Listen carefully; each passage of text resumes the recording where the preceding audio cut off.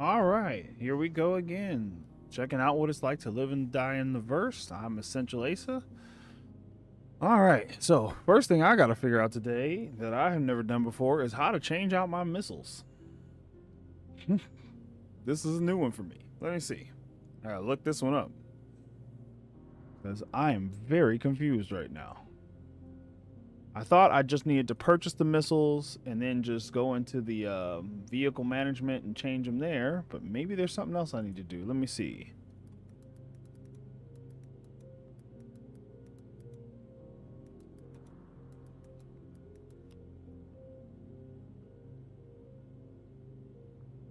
No.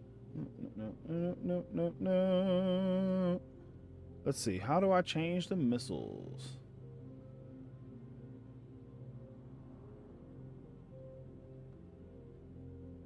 Ah, okay. There we go. All right. Now I know how.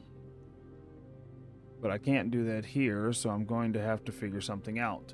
Because that means I have to take the missiles with me. So apparently I have to shoot all the missiles I have, and then I'll be able to swap them out. So let's figure this out then.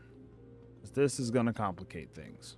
Welcome to the ASUS Vehicle Retrieval System. I could get the ship, go fire off all the missiles, then come back, and then load them up. Might be what I have to do real quick. Please visit us again. So let me go do that and see if that works. Because I want to change out these missiles while I'm here. And I'd rather not load everything into the cargo bay and carry missiles around. So we'll try that first, see if that works. Basically, I'm doing a lot of prep now, trying to figure out for when 4.0 and the later things launch, how I want to set my ships up. I'm doing this in the PTU so I can know and then have it all set for later. All right, so now I got to go empty out the missile bay so I can put new missiles in there. I was wondering why it wasn't working. But it may be more than that. I don't know yet. We'll figure it out as we go.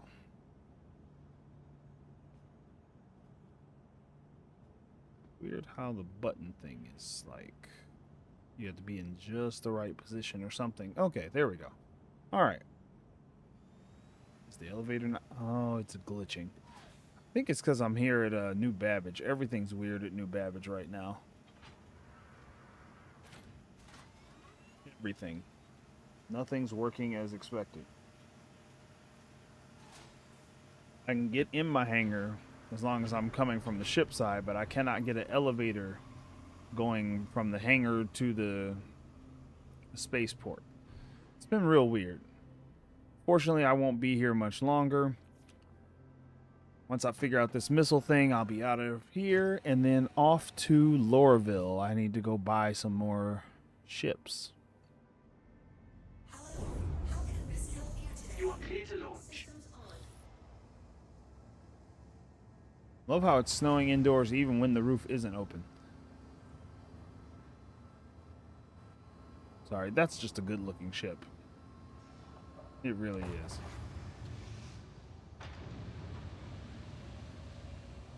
Alright. Uh-oh. Uh-oh. Something just happened. Okay, there we go. Ooh, that was scary for a minute. Thought we lost control of it completely. Alright, let's get out of here. We're gonna go into space. I'm gonna try and fire off all these missiles real quick. Once I'm out of the zone. Thank you. Please visit again. I don't know where. Okay, I'm in Armistice. You pull the gear up. Turn VTOLs off. Alright, let's go up here a bit.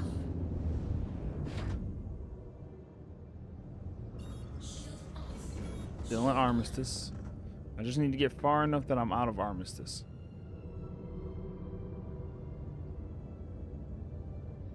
I'm gonna do this in nav mode. Just because nav mode's a little faster flying. I actually get up to a decent speed. I think they locked the SEM just so you did spend more time flying in nav mode.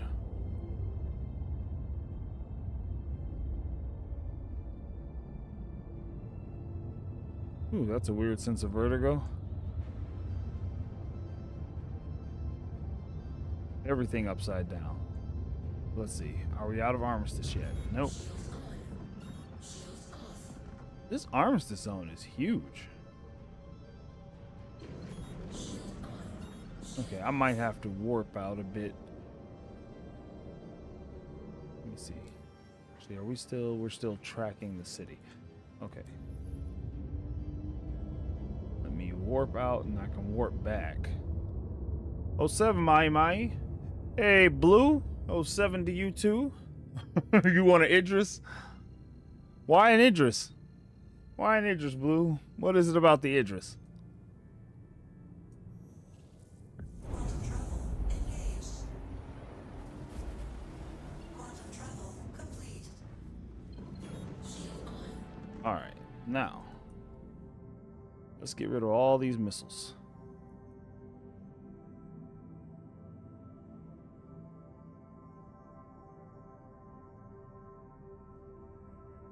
Caution. Front collision.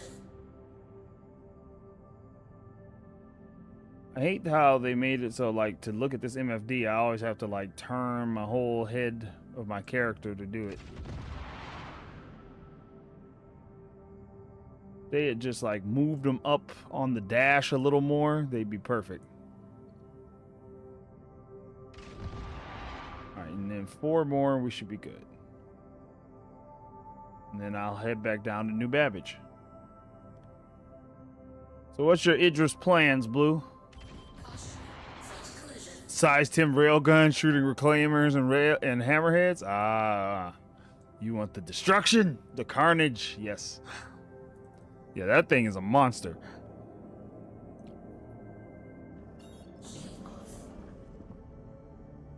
I must agree, that ship is a monster. Right, back to New Babbage, so I can load up my missiles. Hopefully this works.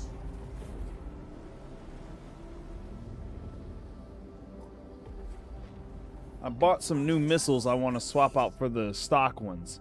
And I'm trying to do that, but I haven't ever done it before. Where is New Babbage? Let's see. Is it showing up anywhere on the radar? There it is.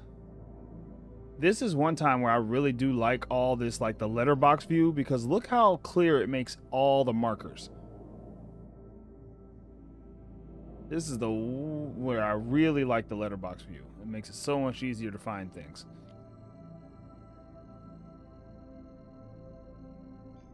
Yeah. That's the ships I wonder about is the Idris because of the railgun. I wonder about the Perseus. Is the Idris the only ship though with a railgun? If so, that is kind of cool. Oh. All right, let's get re-landed here. I'm not even trying to go into the city, really. The whole thing is a mess. At least not, I definitely wouldn't try to go there from the spaceport. I just have to pick up a couple things while I'm here. And load them in through the freight elevator, but first things first.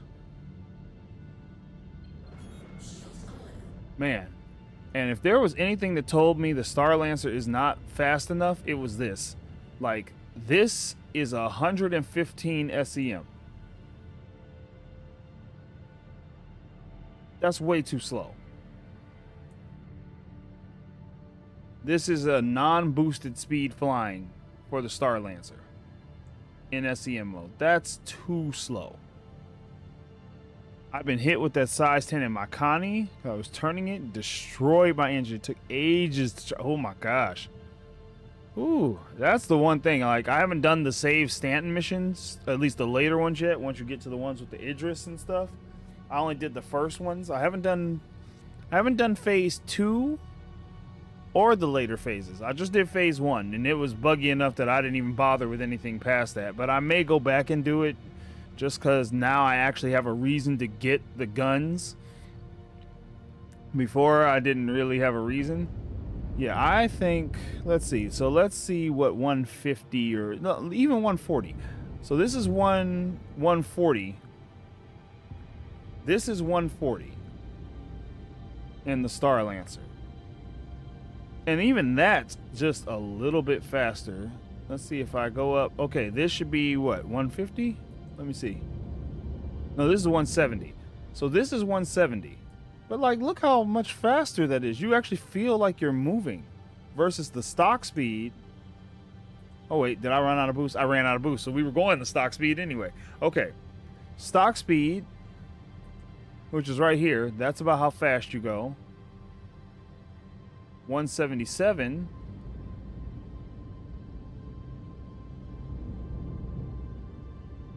It's just a little bit faster. That little bit faster matters. Yeah, I hope they increase the standard flying speed on this ship. They don't have to change like the boosted speeds or anything like that. Just the let the cap on its stock flight speed be a little faster, because the flight from here, from the Commons to the spaceport, this flight feels so slow. Versus if we just boosted a little bit. If I boosted all the way up, now we're flying. Alright, I gotta figure out where I'm gonna land. And to look at my screens, I have to look all the way over here, all the way over here.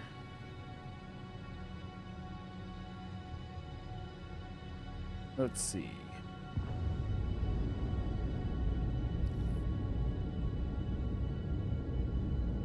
Please proceed to assigned landing bay. Okay, that's the one we're going to, so we can start heading that way now. Put it back in nav mode so I can actually fly at a decent speed.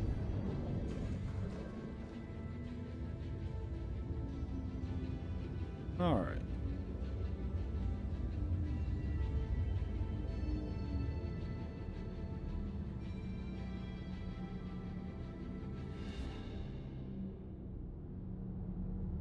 I'm surprised, Blue, in like you're talking about getting hit with that railgun. I'm surprised you could fly at all after getting hit with that thing.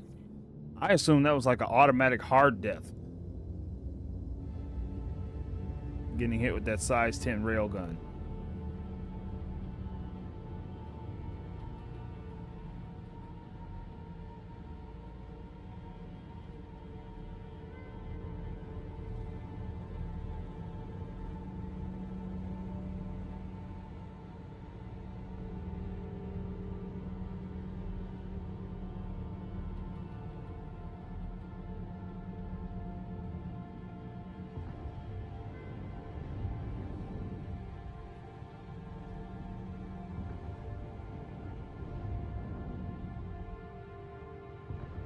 Caution, front collision.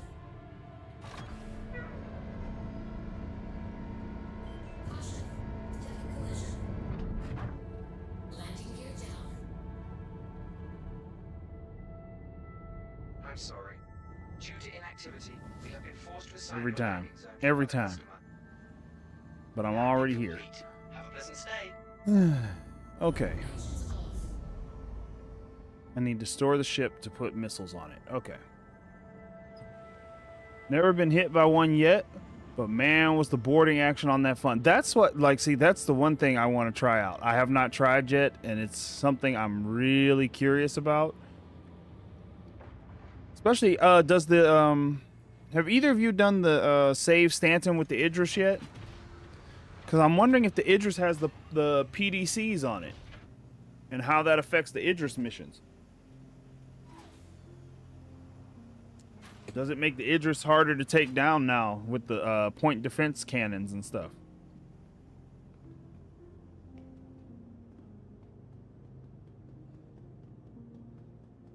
That's something I'm very curious about.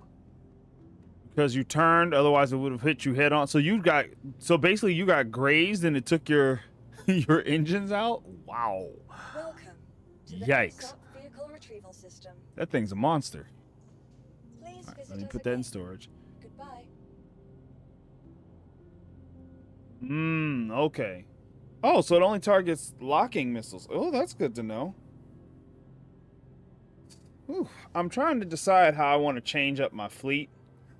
Because I have some leftover credits, or at least I will once I melt the Connie. I'm not melting it until I'm able to buy the Cutlass Red, which looks like it's going to be, if I understand IE correctly, you can only buy like the manufacturer's ships on their day, and at that point you have access to their entire catalog. So I'm planning to get the Red when the time comes. Let's see, can I change out these missiles now or no? Yes, that's exactly what I wanted. Awesome. And from then on, it should reload the same missiles, if I understand it correctly. I'm going to test out these Chaos 3s.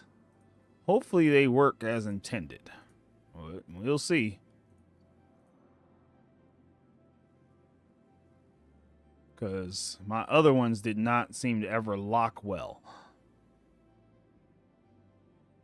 All right, with that done, we can go ahead and pull the ship back up. Woohoo! That worked. Welcome to the ASOP Let me see. vehicle Whoa. retrieval system. No joke, took about 12 minutes trying to course correct so I could land. I believe it, man. When you lose engines, it's, especially on the Constellations, it's a, ugh.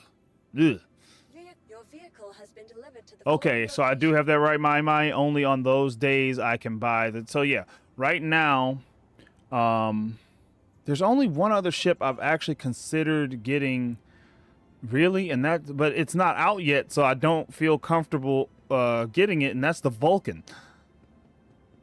But since it's not out yet, I'm like, I don't feel like I should like put anything towards it. Crusaders first, so you see their ships first, and they will be there through. Oh, so it's like, I see. So once their day comes, you get the rest of the sale to try and buy that manufacturer stuff. So it's like from their day forward to the end of the IAE. Am I understanding that correctly? I thought you only had their 1 day to buy their ships.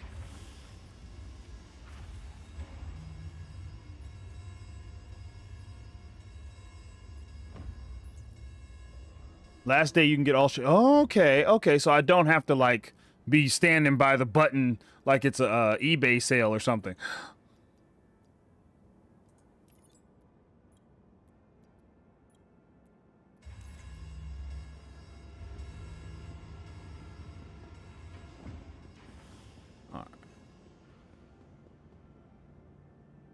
Yeah. I probably won't. I probably don't have anything I'm CCUing at this stage, just because. The only other thing I've considered doing is getting the Intrepid starter package, because it'll have LTI on the starter package, and that's pretty much it.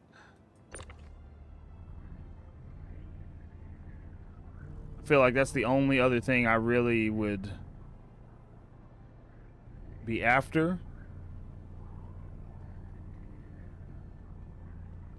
But I'm definitely planning to get the Cutlass Red. I'm considering going ahead and pledging the Rambler back to my account, just so I always have it no matter what's going on with like server issues, because I was trying to play the 4.0 and man, when I couldn't go and buy stuff, that was really annoying. All right, we almost got all the components I need. Actually, I think this is the last of the components I need to pick up, and then I'm off to Lorville. Gotta go buy some ships.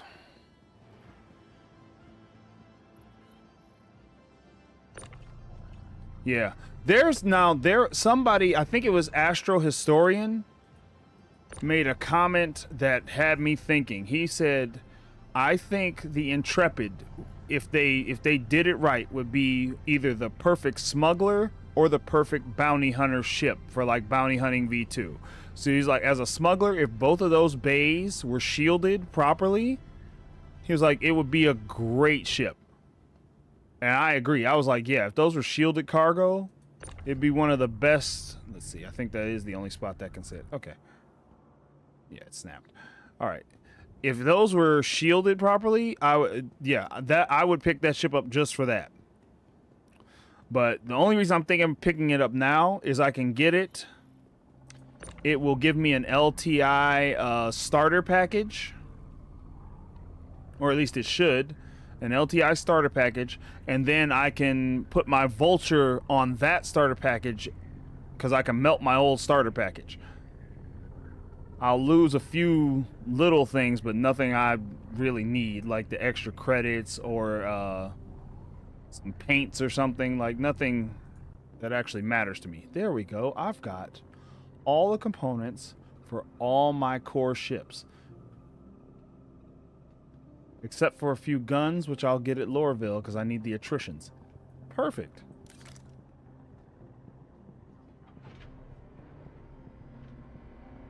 Actually, I did this backwards. I should have put that in. I'll do it later, because that goes in this ship. That's the that's the size 3. I don't know why they said you can't move size 3s. I think they just didn't want to have to figure out trying to get them through all these ship corridors. That's really what it was. Size 2s you can fit through doors easy. These size 3s are a whole nother story. Yeah, Intrepid is like the Ares and the C1 had a child. Yeah. No, you're not wrong. It really does seem that way. All right, go ahead and close that back, because it's always weird to me when that's just standing open.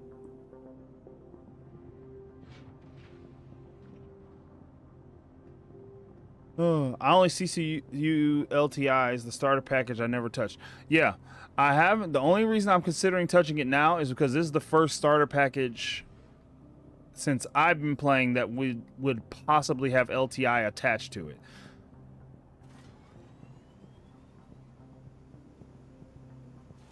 And so that's why I'm considering, like, I could switch my starter to an LTI starter.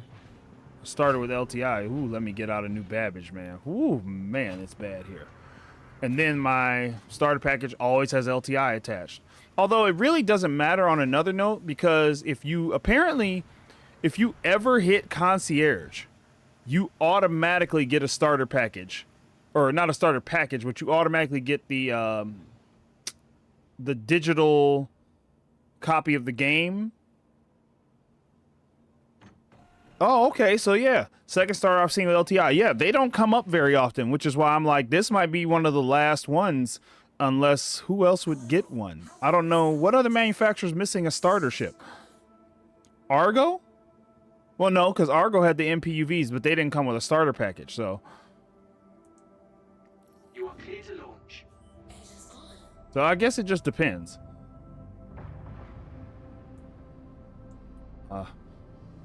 Yeah, little things I want for this ship is like a little skylight, or even just like a little, just one of those little windows. Like turn a couple of these little slivers into windows so I can see when the roof is opening. I'll like that.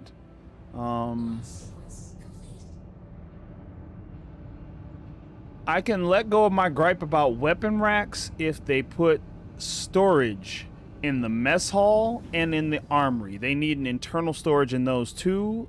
And if they do that, we don't even need that many weapon racks. Just give us like the same as the bedroom storage. Put one of those. Give us backpack size storage in the mess hall, or standard size storage. It needs just 2 more storage things in this ship. One in the mess hall, one in the armory, so you can store ammo, all that kind of stuff. It's just, when people say like it's the little clues that let you know they don't play the game, I definitely can understand it. It's like, yeah, these are ways we know you aren't playing. If you were playing, these things shouldn't even show up.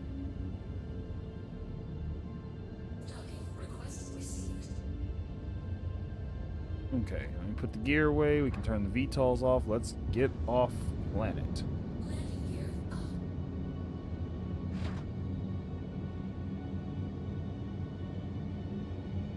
Let me see.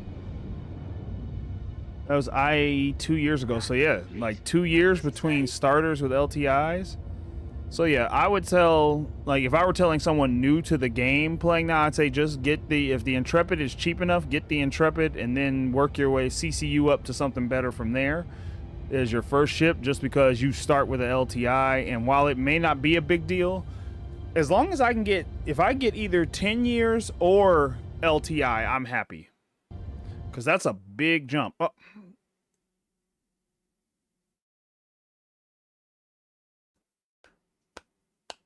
I was trying to leave New Babbage.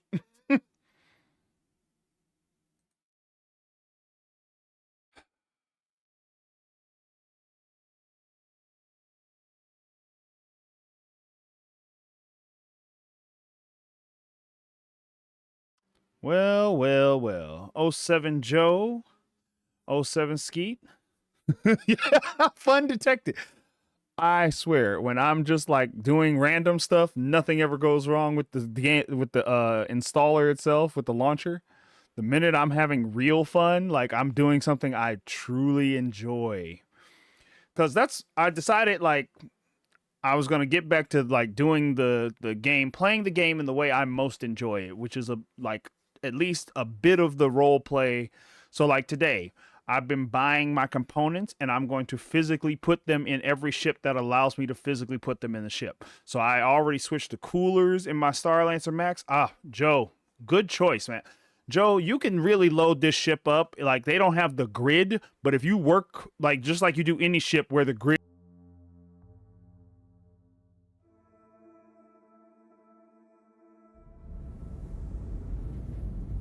Can you hear me now? Can you guys hear me? Man, I haven't had that happen in a while. Where Star Citizen crashed and then caused OBS to crash. That's been a minute. Okay. Okay, let me do a couple things real quick. First, let me get myself on course here. I need to get to Lorville. That's the first thing. Yeah, go ahead and lock that route in. That's the first thing I want to do. And then I need to go check and make sure nothing in the back of my ship is disturbed. All right, we got that. One of the nicest things about the Star Lancer is I can actually walk around. All right, but yeah, we're back. Ooh, that was a little weird. Okay. Uh-oh. No, let me get down here and put my other suit on. I didn't put my suit on. That was a mistake. Should have had the flight suit on. Because there's a few areas in this ship that will choke you out. And I don't have the Nursa with me. They still haven't fixed that. Ooh, that was a mistake. Okay, everything seems to be where it should be. Wrong box. No, not you. This one. Yeah, should have had the flight suit on the whole time. That was my mistake. Almost took myself out by accident. Okay. There we go. That should solve that problem. No more choking to death.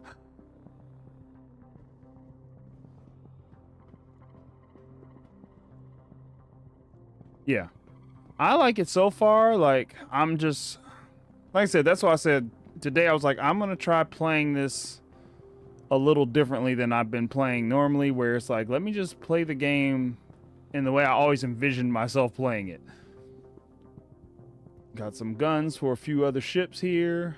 Just stack my boxes in the back. I tried to put this stuff up on the habitation deck, but after I stored the ship, it reappeared on the cargo grid. So I don't know. They've been doing something. All the components I need for other ships. Yeah. So when I get where I'm going, I'm going to unload all this, and everything should be good. See, does this door open without me hitting the button? The overlay isn't working? Okay, let me see if I can reset that.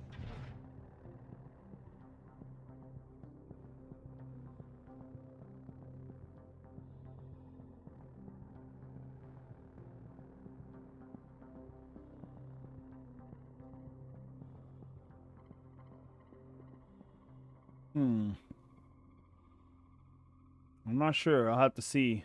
We'll just have to play that one by ear. And see if it corrects itself. All right. Oh, thought the thing froze. Let me see. Yeah, so I have to manually open this door. Okay, good to know. What about this one? Might just be because it's the cargo bay. Yeah. So I think the cargo bay door... What is going on with... Ooh. I don't know. It's acting a little weird. Okay, I'll go up the ladder. I don't feel like waiting on the elevators. Yeah, Joe, I'm not sure what's going on with the chat overlay. It was working fine a minute ago, and now it's acting up.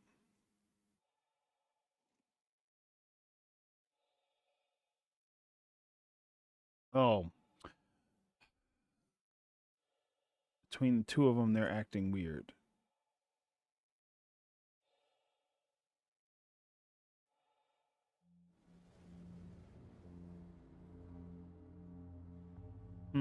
I'll have to just see if it'll catch up on its own. Because it is not acting... It's not playing nice. The overlay isn't playing nice. You found out you can sell 32 SEU at Grimhex? Ooh. Made 52 million yesterday on boxes I thought were destined for the dumpster. Nice. Let me get in my seat real quick so I can get myself pointed in the right direction.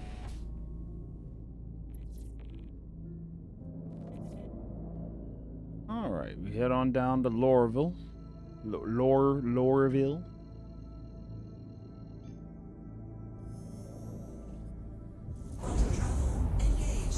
$52 million yesterday on boxes I thought were destined for the dumpster. Nice. That's good money.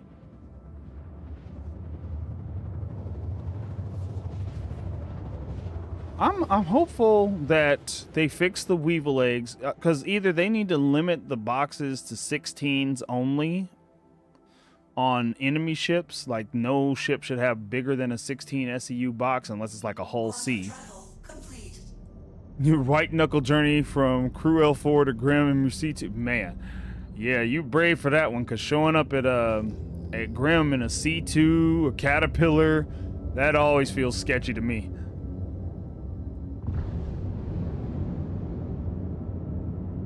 I agree. That always seems a little sketchy. Showing up at any cargo ship at Grimhex feels like you're just saying, hey guys, watch for me to leave. Good chance you can get something good. So, that was a brave move, Joe. Alright, and what were we saying before? There was something we were talking about before, but now with all the stuff that just happened with the game...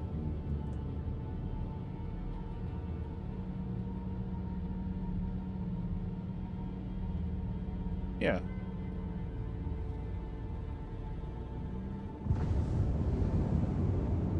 So Joe, like, are you adding a Starlancer Max to your fleet, or are you CCUing to it?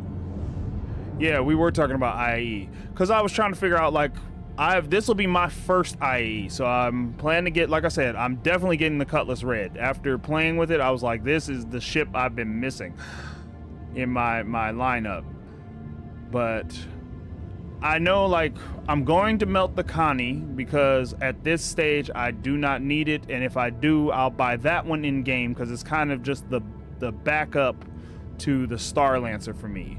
It'll be the ship I fly, and if I'm worried something might happen to my Starlancer. But melting it will leave me with roughly 146 credits left over, and I'm trying to decide how to use those. I love when it does this, and I have no clue where they want me to land.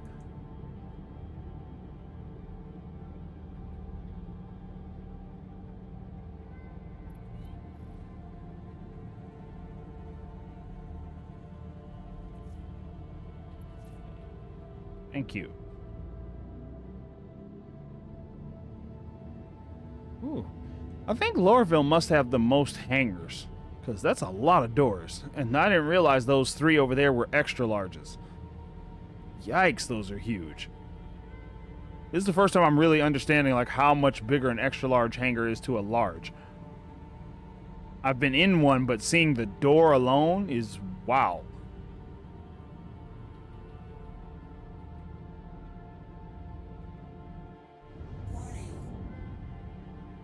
Let me see, hold on. I got an Aurora with my package upgraded to a C8R, no savings though. Now I'm going to upgrade to the Starlancer Max. Got it.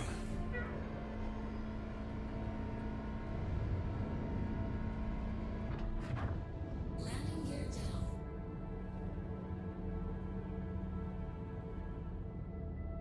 Ah, Misk is your brother's manufacturer. They're like, nope, we got a code of conduct. That's not for you. Okay, that's fair though. Like, you guys have a system when it comes to that. Like, okay, these ships are all.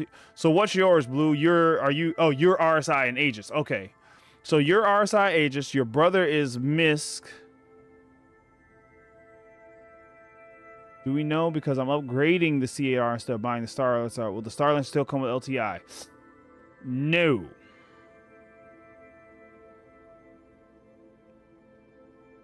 You could get the 10 years, I think. But because that's is the Aurora's your package. Yeah, if you upgrade, I would say, yeah, you probably need to buy the Starlancer outright, Joe, to get LTI or at least the 10 years. You'll probably want to check it in the store right now to see what the pricing on it is. If they have the War Bond, you can get LTI on the War Bond. If not, it'll usually be the 10-year. Because that's what I have is a 10-year. But I melted the 600i to get this. And get the... and that's how I got the 10-year on this one. Let me see. Let me go ahead... No, let me do it this way. I'm going to go ahead and exit the ship.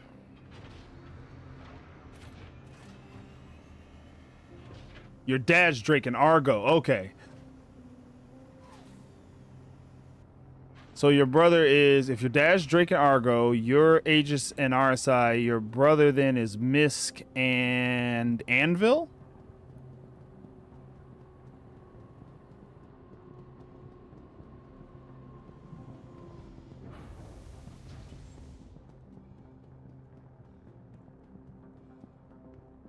Choose Warbond Star Lancer from the upgrade menu.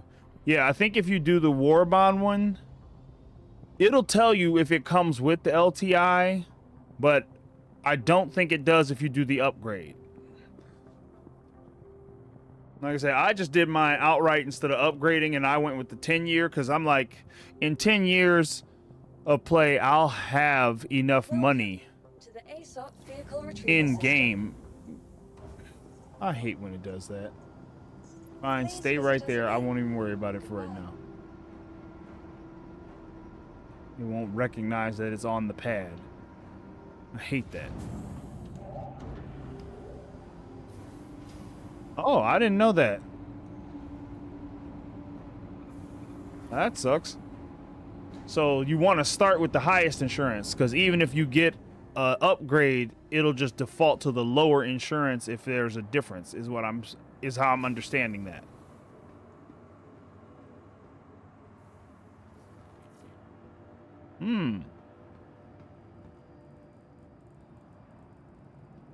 Interesting.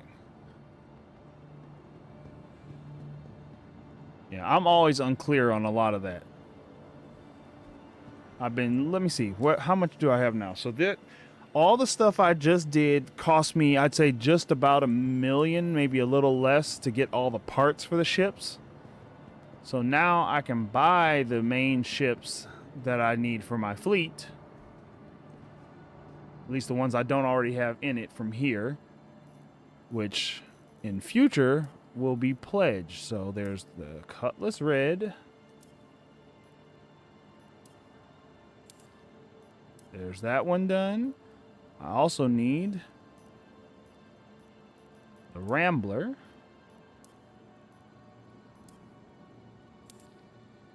And then let me check something real quick.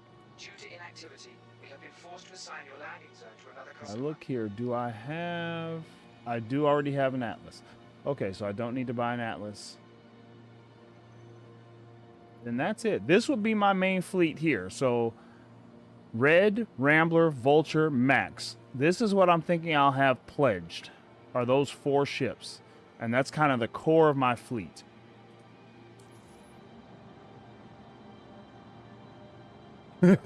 Ooh. 07 Grim. Yeah, Microsoft Flight Simulator. Oh. 2024. That does excite me as well, Grim. Cause yeah, but see, and now I've got like this idea of like I need to get some flight sticks so I can really like absorb in. I want like a whole new monitor setup and everything.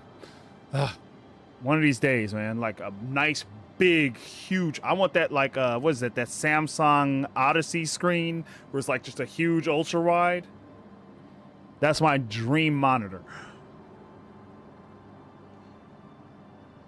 Yeah. All my upgrades have been on ships that started LTI and just carried over. Yep. That's the same thing, like, that's what I would upgrade from, Joe, is upgrade the CSV to the Star Lancer. Yeah, that would be the one. Because when the CSV comes in game, it'll be like a $70,000 purchase. Except for the FM one, which is the one that actually builds things. That one they're going to charge a lot more for, but the SM1 should be really cheap. I'd say maybe the cost of an Ursa.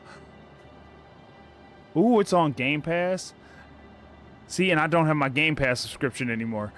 Might be worth it, though. Okay, I bought all my ships. I need to go buy the guns. So I need attritions. So yeah, I think all in, I think I came out all right on this in total.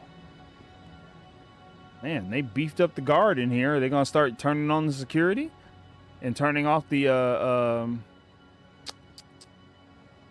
what is it? Arbitration? I can't even think of what they call it anymore. Armistice. Turn off the armistice zones. I'm curious what it'll be like when they stop using armistice zones. Like, hopefully they beef the AI up to be super deadly in areas where armistice zones used to be. Like, they respond quick, they have hit scan weapons, like, because I think they should. I think they should be absolutely devastating for security. Let's see. Yeah, Joe, unless you buy it when they announce it, that's usually the only way to get LTIs. Yeah. You want the war bonds to get the cheapest path? Check Discord. Okay, give me a second. Matter of fact, let me check it this way, because if I check it on the computer, I'm worried that something will crash. Ah, stop that. Oh, wait, that was it right there. Oh, yeah. Yes. Yes, Grim. I love that monitor. That's gorgeous. Yes, that's what I'm talking about. Because that's what I want to play this on with flight sticks. Oh. I know some people get $600 chips for $400 using the War Bonds chain. Yeah, what's his name? The guy from Info Runners talks about how he got a $300 discount on one of his ships. Because at the time, it was just super cheap, and he CCU'd, and then when the price adjustments came in, he made out like a bandit. My, he looks like you did too. The Carrick for $300 through War Bonds. Yeah. See, I didn't understand the CCU chain, so I just ended up getting ships. At the time, though, like, none of the ships I got were things like that I was going to save a lot on. And I wasn't patient enough to use the CCU chain to do it. If I decided to do another big ship, though, I definitely would. Maybe something like a Crucible.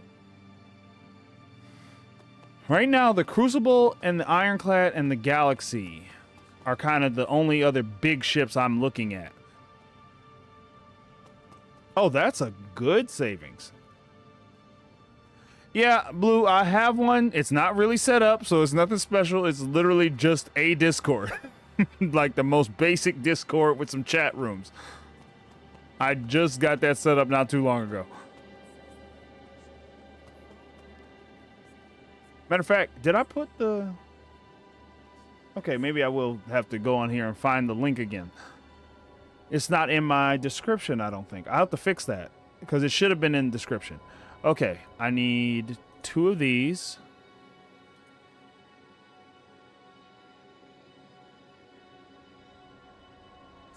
I need 2 of these. This is actually the reason I'm considering doing the Stanton missions for the first time, is so in future I just have these 2 guns locked to the account as the pyro repeaters, because I can have these 2 on the cutter, these 2 on the Cutlass Red.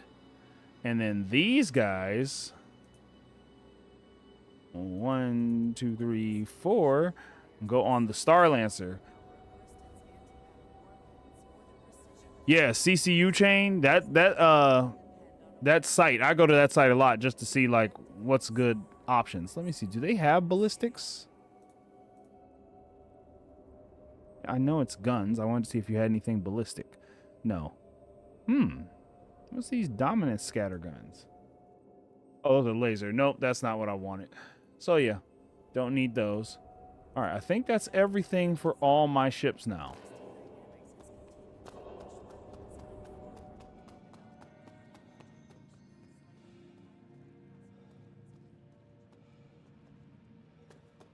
Yeah, let me see. Let me see. Let me see if I can get that Discord link, the invite link. Or was that what you were doing, Graham? Were you sending him the Discord invite link? Large hangar. I mean, Starlink's back. I'm not gonna lie. One of the reasons I went ahead and pledged the 600 when I did was for the large hangar. I wanted that large hangar. I did not want to be stuck in the medium. Wildcat paint. I thought about that one. I ended up going with the Sapphire. I'm hoping that they do some paints for some of the, like the what is it, the Fortuna paint around St. Patrick's Day. I always like whatever paints they do for that, so I'm hoping we see some really good paints for the Star Lancer. And I'm about 80% sure it's gonna make the next best in show. I think the Star Lancer makes the next best in show rankings. I think there's enough people who like this ship that it makes it. What'll be interesting is if the Intrepid makes it into the final 4. That would be wild, because people seem to hate that ship, and I don't like. Like I said, if they had released that ship as a smuggler ship with shielded cargo, hands down, that's a starter I would keep.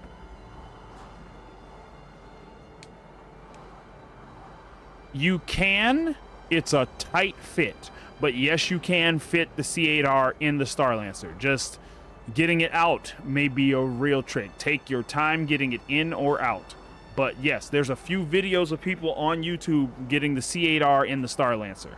I've decided to stick with the Ursa. I'm considering putting a Fury in it. I just don't ever know when I'll use a snub ship. Like, I might go ahead and pick up the Pisces still, too. I like the C8R. One of the things I like about the C8R, if I remember correctly, is the C8R can be summoned at the mining ports, the mining stations, right? If I remember correctly. Like, you can retrieve it from mining stations.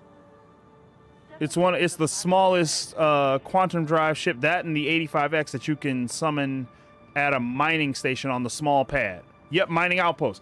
Yeah, so yeah, I would get a C8R just for that reason alone. Matter of fact, I'm gonna buy one right now.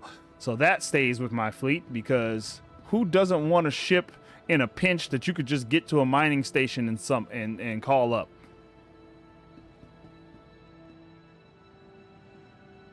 Ooh, which reminds me, yeah, I meant to buy a Nursa while I was here. That was the other thing I forgot to do. Let me run right back in here to New Deal. I need the Nursa and I need the C8R. Yeah, because all I'm doing now is planning for this possible wipe 4.0 wipe. Well, I say possible. There's definitely a wipe. I just don't know how extensive the wipe is going to be. Yeah, food, water, med pens, exactly. So, and this is my thing. Like, maybe I should add that to my. Because while they're easy to purchase, why am I forgetting what I'm looking for?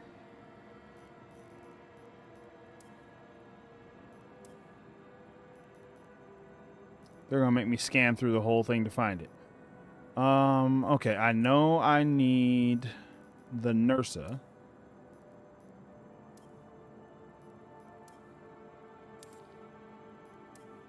And the other one...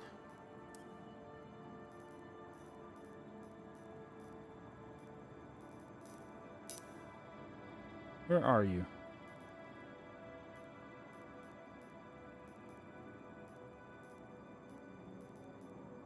I know it's here unless they yanked it out again. It's Anvil. Did they move it?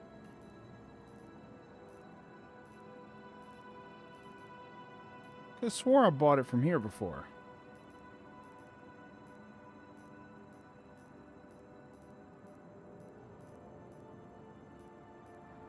Did they take the Pisces out of the store?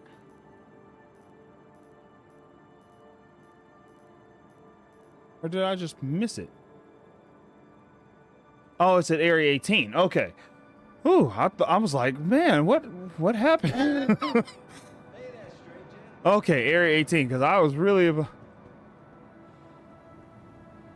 Yeah, the med bed makes all those unnecessary.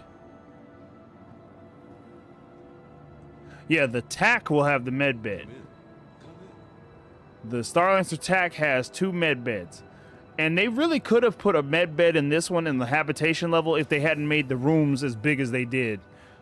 Because if you look at that, they did that aerial view of the ship, of the Star-Lancer, where they show like all the layouts. And if you look at the hab rooms, it's clear they oversized them. Because they could have put 4 rooms and a med bay right in there, and they chose not to. And I'm like, yeah, clearly you guys did that on purpose. There's no way you can get around like, oh, no, we didn't plan that. Yeah, you did. You did it on purpose. All right, well, since I can't store it here, I'll just take everything with me. Might as well. Easy enough thing to do.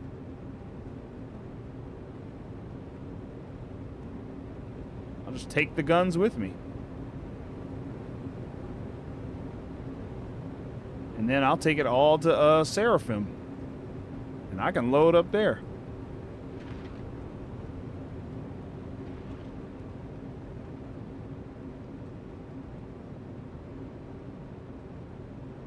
I'll just claim whatever I need to claim at the other location. Probably get the Atlas on here right now and the Ursa too while I'm at it. But then when are they gonna put the garage module on the hangars, please? Please put the garage modules on the hangars. Those are long overdue. Let's see how well I can stack all this up.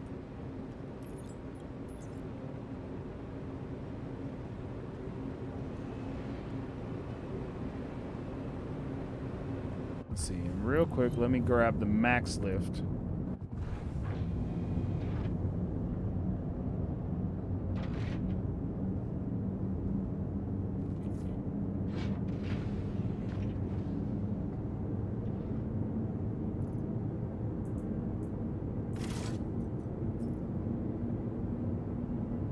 Yes, that's one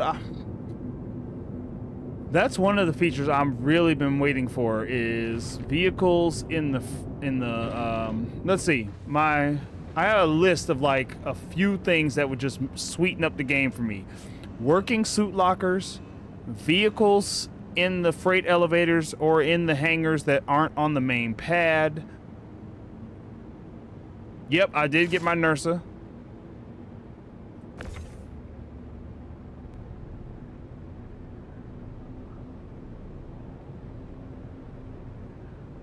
Take everything to Seraphim and I'll deal with it over there.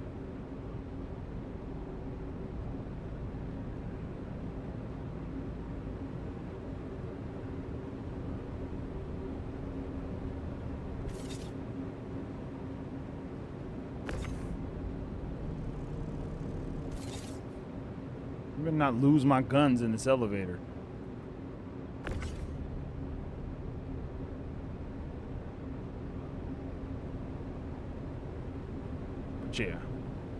Yeah, I wish they would let us call vehicles in the freight elevator. I don't know what kind of magic code, but yeah, okay, let me see. It was working suit lockers, recovering of subscriber items. What was my other one? Shoot. Definitely the vehicles one would be one, but there was one more that like is a small... Oh, being able to hide vehicles in the ASOP that I don't want to see. Like if I don't want to see a bunch of ground vehicles that I have in my, you know, in my hangars and stuff, I just want to hide them from ASOP. I don't want to see them at all. Some kind of like organization to the ASOP terminal. That was my other big one. I was like, if we could just do that, I'd be happy. Okay, let's see. That's 3 of the guns. Yep, that's the one. Yeah, categorized ASOP. If we could get a categorized ASOP, I think I'd be happy. Why do I feel like some of my guns are missing? 2, 3. Oh, no, they're all here. Okay. I thought one of my, the size 2s was missing. They really keep trying to drop my guns through the elevator, and I really don't like that. Let me see if I can stack these or if I have to put this on the other side.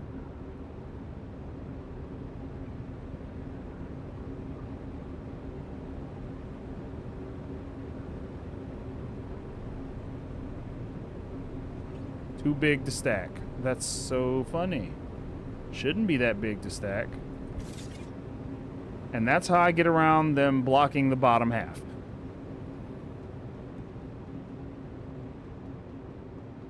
But yeah. So yeah, those would be kind of my 4 big asks. And if they do that, I think I could be patient with everything else. That and start putting storage in the weapon racks. I don't understand why weapon racks don't have storage for ammo. Because that seems like a simple fix. But what do I know? I just play here. I don't program.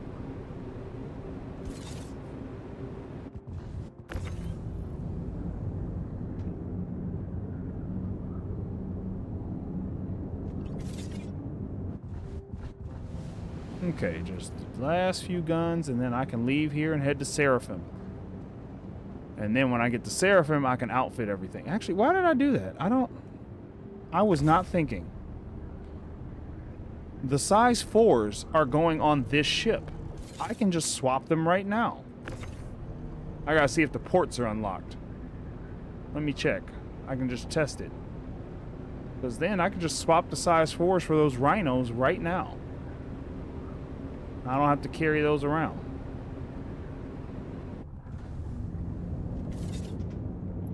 Seriously.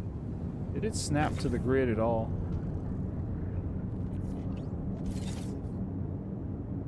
Let me see.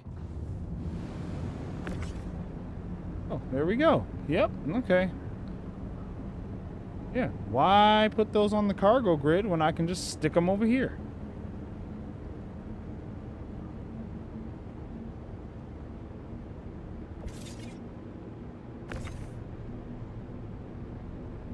All right.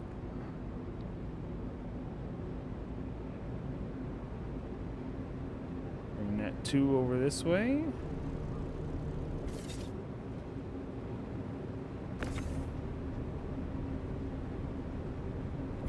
That's that problem. Okay.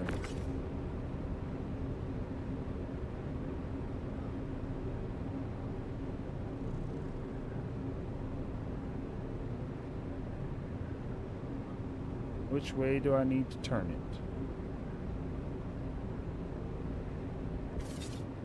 There we go. And now you can just snap in right over here. In fact, let me go ahead and pull this one out.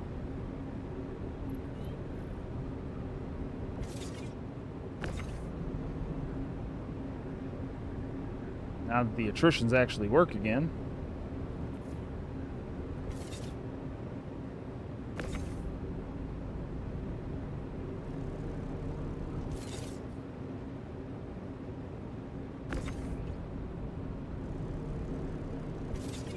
Whoops.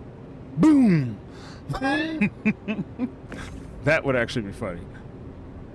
I wonder if that's a thing they'll do eventually, because I know they were talking about volatile cargo. I wonder how ammo will be categorized then. Like, do you have explosive ammo in that gun? Actually, it would be nice to see some exploding rounds. That would be cool. I would love to see ships or something get, like, exploding rounds for the guns. Alright. There we go. I think I have one more back here. Grab that, switch the other side, and this ship is good to go.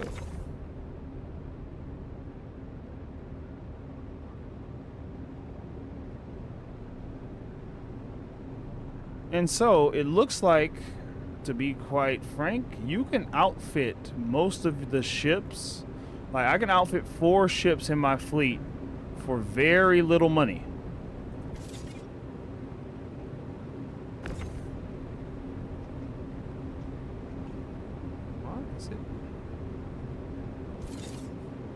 What is going on?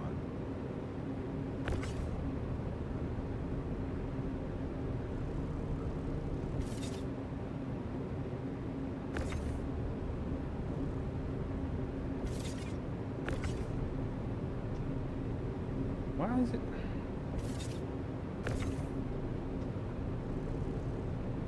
Seriously.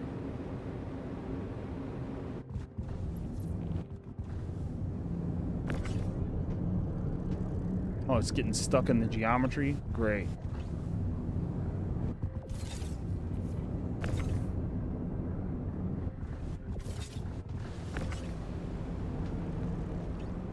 Okay.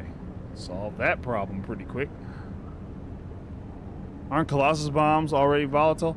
Is it the Colossus bombs that have to be armed? One of them has to be armed to actually blow up. I just don't remember which one it is.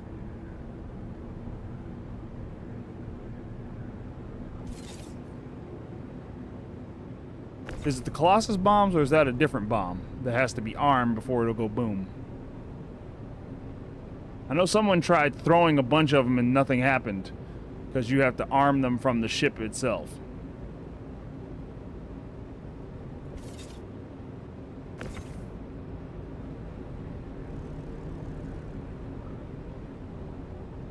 Alright, nice. I wonder if I can sell those rhinos.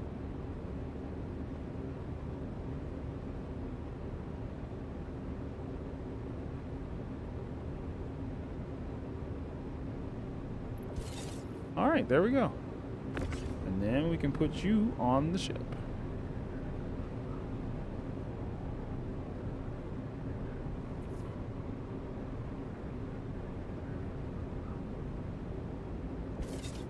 There's one. And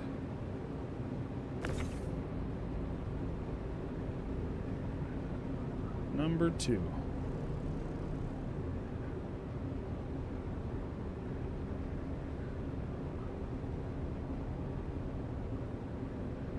Come back. Okay.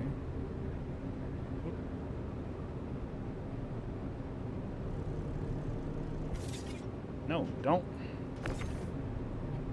let go of the gun.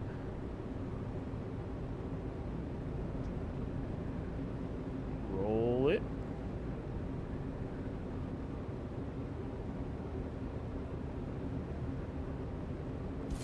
And there we go. All right, Star Lancer with all repeaters.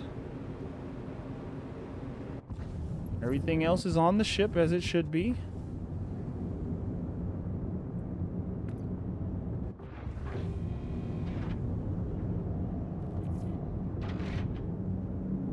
Size 3s, size 2s. Yep. And I move that one further back on the grid. There we go. Okay. That's better. Woohoo! This is all the components for the Cutlass Red, the Vulture, and the Rambler, plus the Star Lancer Max. All the components I want to change on the ships. That's awesome. All right. Physicalized cargo, man. They actually made it work.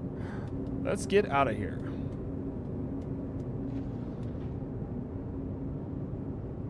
So, also, Joe, on this ship, let's say you want to do that thing where you back down the ladder, or you go backwards down the ladder. Make sure this door is open, because if that door is not open, you get stuck in that little space. You can't open the door, and you have to, like, exit the menu. Just FYI. I found that out the hard way the other day. All right, let's see. Hop back in the pilot seat. We're heading to Seraphim. And from there, I'll outfit any of my ships. I'll claim everything else over to there and fix there. Yeah, now don't crash. Okay, before I do that, let me go have my conversation with nature, and I'll be right back.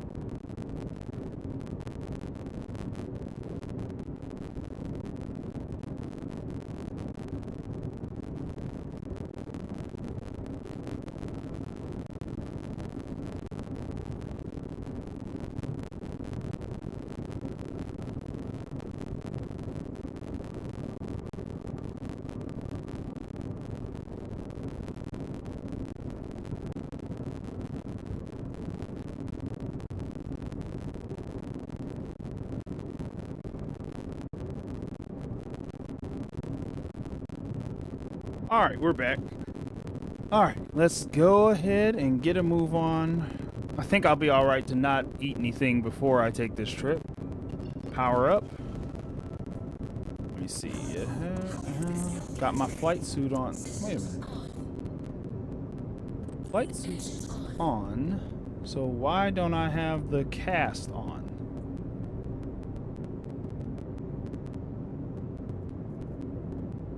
No.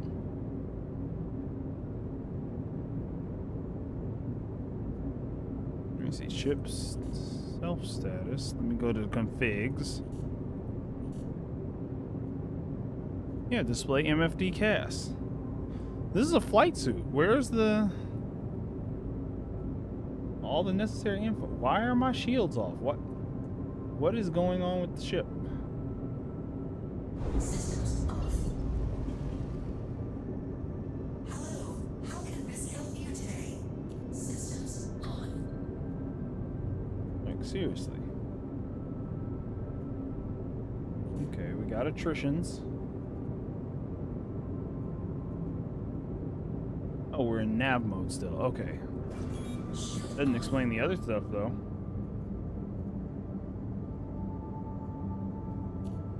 Weapon systems on. Okay. Okay. I need to hotkey my max engine power. Alright. But yeah. Okay. There we go. We can go now. 07 Oddcon. Yeah, let me know if there is an issue on my end. I'll try and fix it. Sometimes it works well, sometimes I have to fight with the system. You are clear to launch. Alright, but we are all set. That elevator is still down. Stop flying for a second. We'll have to fix that in a minute. Because I don't think it responds to the all doors command.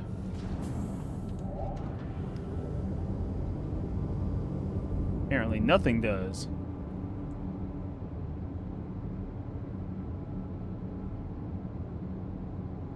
Okay, there's the doors. And close.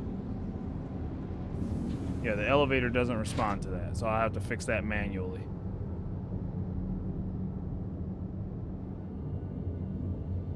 Let me get away from this exact area first and fix that.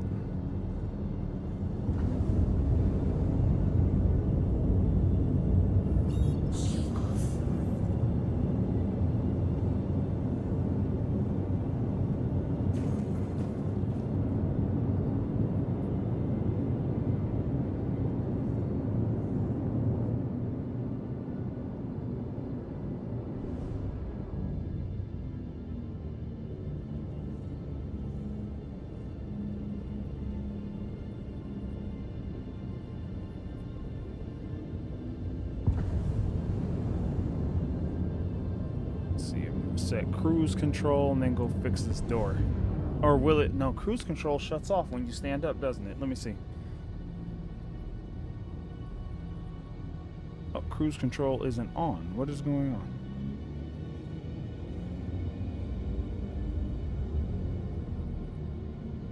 Okay. So it does work. Does it work if I stand up?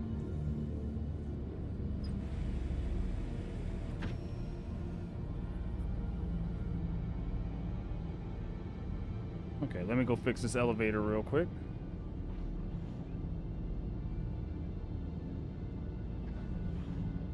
All I should be able to do is just call it, and that should fix it.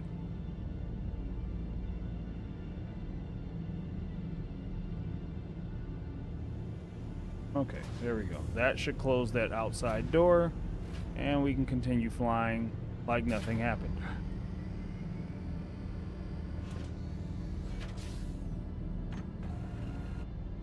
Yep, elevator's up. Ship is just not moving at all. So much for cruise control right now. We can go ahead and shut that off. And couple two. And let's continue flying like normal.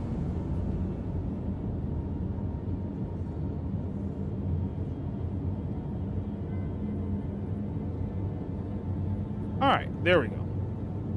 Let's get on to what I've got to do. So, I've got all the components for all my main ships in my fleet.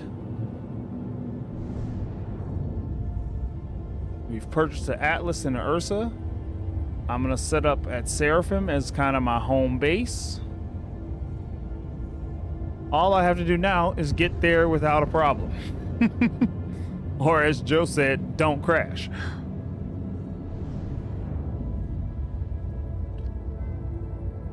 Because yes, that is the big problem. Like, don't crash on the way to where you're trying to get to.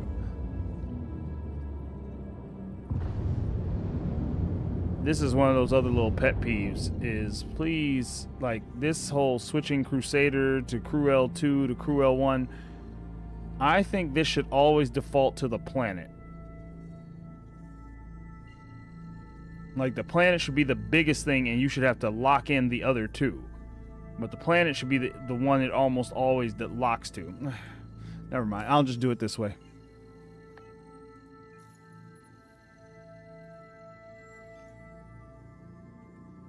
Seraphim Station. Because because that's where I'm trying to go. They nerfed the fuel on this ship, but it hasn't been bad. I haven't had to refuel since I started flying, and I've done Orison to Crew L4 to Microtech to Hurston, and now back to Seraphim, and it should be able to do all these without refueling at all. So the fuel tanks, while they've nerfed some of them and things, you do get some good travel out of them. Now, I will say, after jumping to Pyro, if you jump to Pyro in a ship with, I'd say, less than half an SCU, you're in for a bad time. I wouldn't go to Pyro with a ship unless it has like a flat 1 SCU of fuel, especially right now, because unless they fix it soon, and I don't know what's going on with the build. They pulled it down since I guess they're gonna fix it a bit. But when I jumped, I could not refuel once I got to the other side. Like the station just didn't work for refueling. Hopefully they fix that soon, because you need to be able to refuel right before you go and right when you get there. But yeah, I went in the Rambler, and that was with less fuel. I had half its tank, so I had the 0.5 SEUs. Jumped over. Actually, since we're quantuming, let's get a nice view. Jumped over. Ooh, I like too that they have the new music when you quantum on the 4.0 now. It's nice. That part is nice. The new music is really, it makes the whole thing feel way different. But once you get there, there's so many problems with that first station. It despawned the hangar. The hangar just disappeared. Couldn't use an elevator to get to your hangar. It was a whole mess. So I thought I'd jump to another station or something and try to refuel there. You need half an SCU just to get to the next place from that station. So either you have to be able to refuel when you get there, or you had to have come with a ship with a big tank. So yeah, that would be my recommendation if you're jumping to Pyro. Take a ship with a decent sized tank, because you may need it. There's some big gaps on the other side, like huge. Like jumping from Microtech to Crusader kind of jumps. So definitely watch out for that. I do not know. Let me see. Sorry, I really want to figure out why that YouTube chat is not keeping up.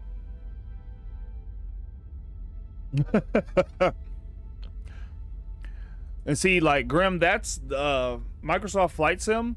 That's one I play with the kids because they love watching the. They always want me to fly to places they know.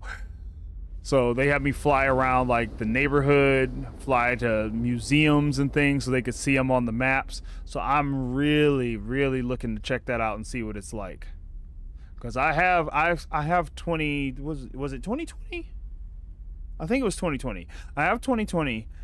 And that was gorgeous. So I'm really curious as to what this one's like. All right, let's see. We're going this way. So this comes with a competition drive, and I'm not switching that because that cooldown time from these jumps is incredible.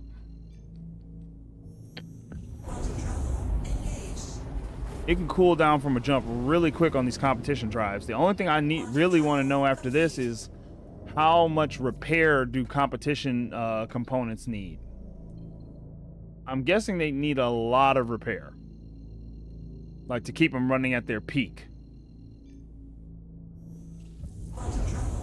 I want them to put out like a simple chart.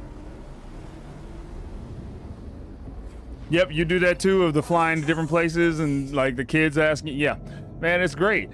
But it's one of the few games, like, I tried to show them this and they were kind of like, yeah, okay, it's space. I pull out Microsoft Flight Simulator. They're like, oh, that's awesome. When do I get a turn?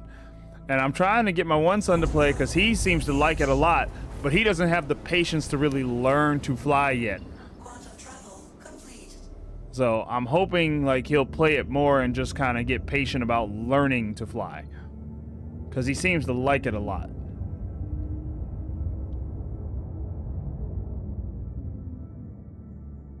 They don't care about the planets. They care about the cities they know. They want to go to landmarks they can identify. That's what it is. They're like, yeah. Like, even when I fly in Flight Simulator, they don't care about going to see the ocean and the lake. They're like, look, there's this building I've been looking at on Google Maps.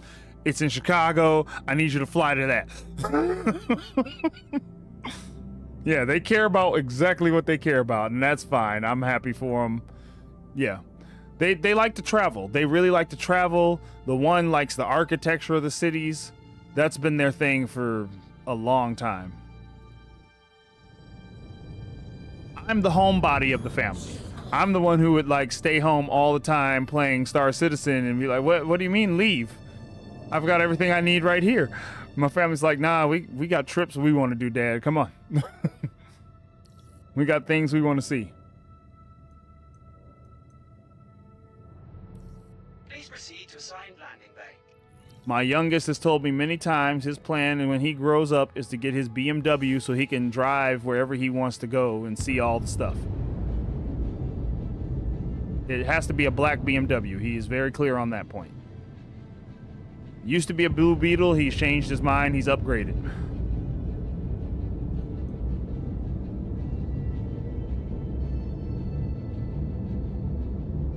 He said he's going to be tall, drive a black BMW, and go to all the museums he wants to see,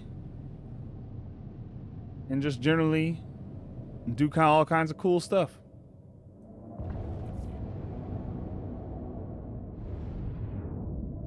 Okay, hold up. There we go.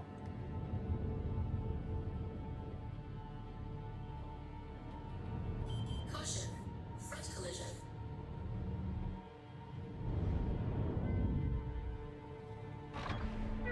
I'm not trying to beat all.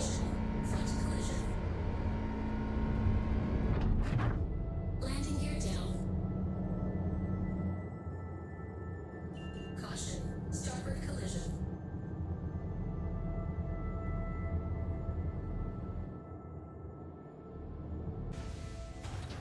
All right, there we go.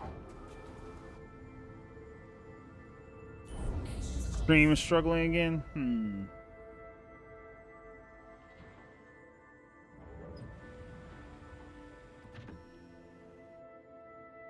Already on low latency. Nothing else should be up and running. And make sure it's not the computer. If it's not the computer, it's the network acting weird. Make sure there's no other program running. Oh, yes it is. I forgot. Okay. The RSI launcher actually causes a lot of struggle with the computer. Something about leaving the launcher running in the background actually drains so much from the computer. All right, let's see.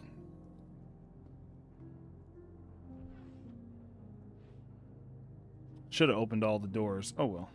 I can do it from here.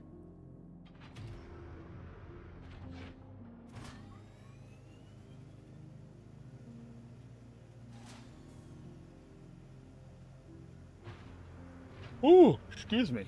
Another sip of my coffee. All right, let's go.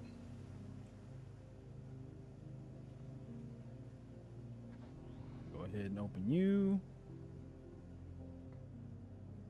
Did I hit the button? Okay, there we go.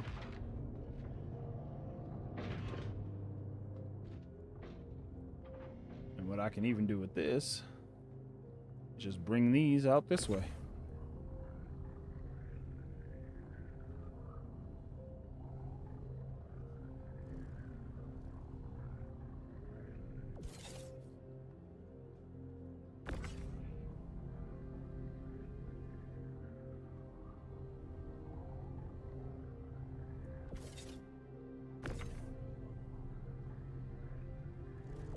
Not that box. Guns.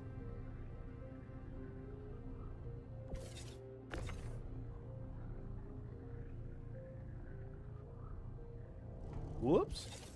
And then I fell. Oh well. We'll open the back door. Go ahead and open this up.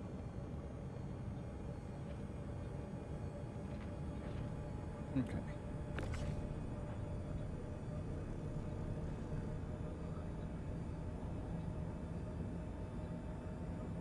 All right. Unload everything off the ship.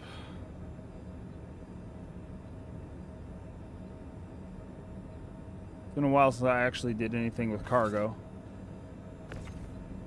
They're actually making me miss the Atlas. I have to remind myself they nerfed these guns. They nerfed these tractor beams to make the Atlas like seem even better. Because they used to be faster than this.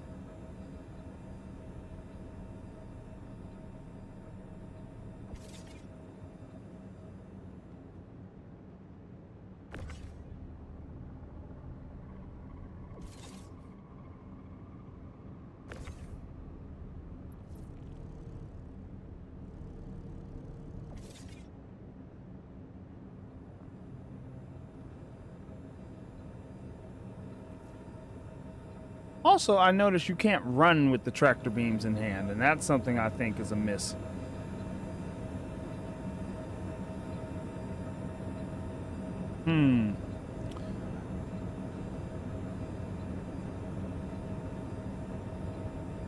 What? Okay, I can't. Okay, there we go.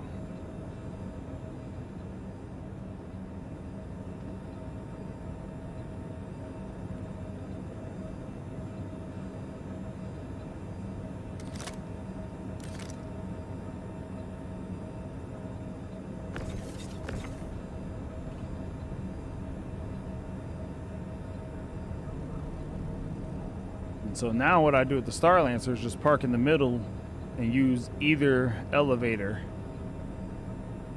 to unload. Works really well that way.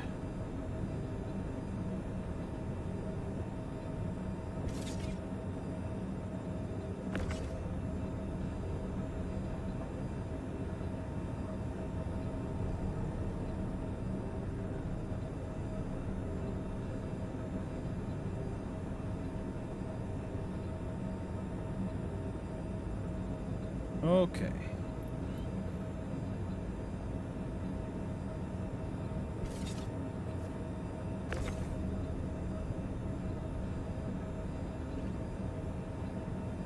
Okay, I think this will be my same setup I do once 4.0 is live, is get all this stuff set up right after wipe, get all my ships set up,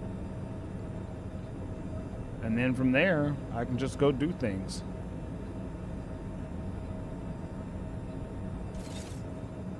Did that fall through, or did it actually? Never mind. I'm not even gonna worry about it right now.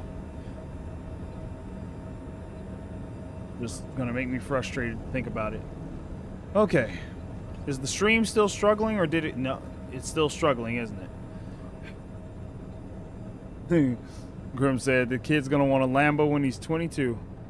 He actually might. He's smart enough. He can figure that one out. Yeah, I'm not sure why the stream is struggling, unless there's one other thing it could be, but that's out of my control at the moment too, unless I want to start playing with the router. Yeah.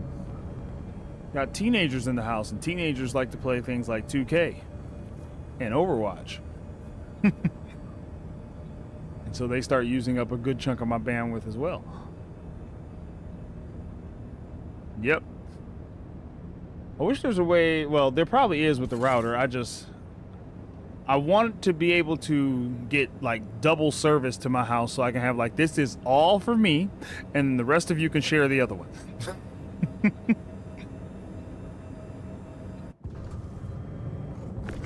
All right. Come on. Shakespeare's not holding. Get off of my bandwidth. It's not lawns anymore, it's the bandwidth. Get off of my Wi-Fi.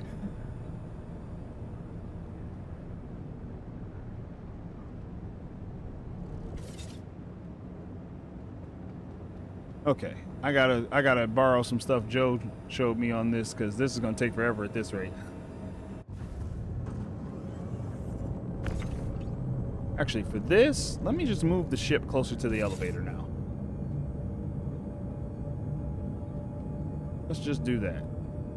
It'll save time. I can just stand here and push everything right off the back, since I'm not loading from the belly grid anymore.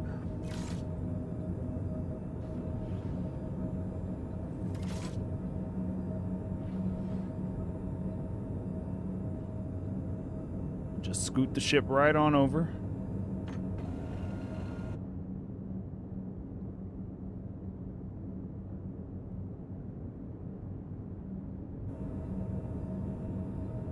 Okay, yep, thrusters are on.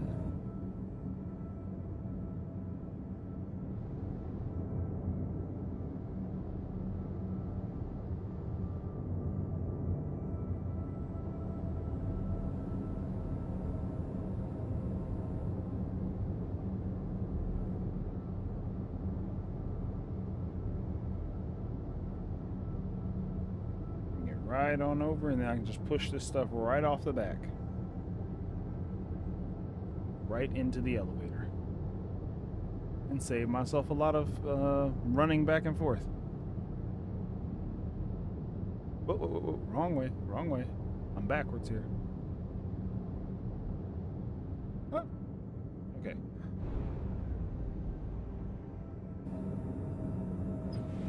All right, there we go. Get that in proper order. So yeah.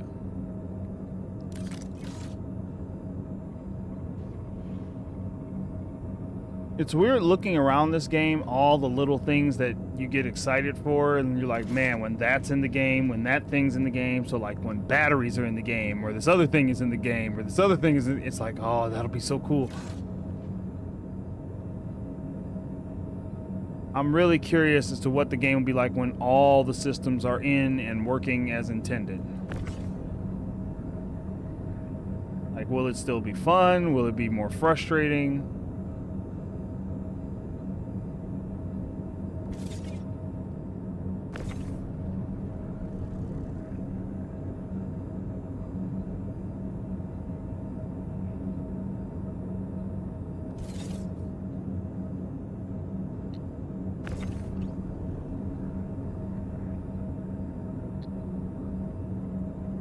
Let's load them up.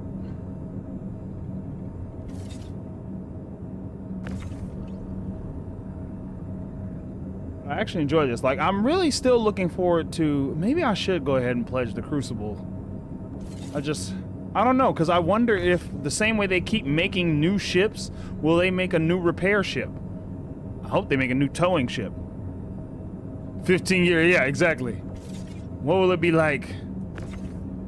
What would we tell our kids? Back in my day, Star Citizen didn't play like this. You had to do it all yourself.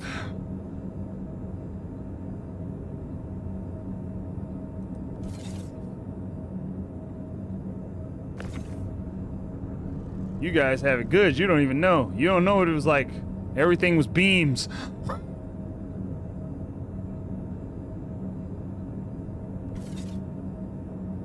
Make sure that stuff actually attached, because where did it go? Okay. Okay.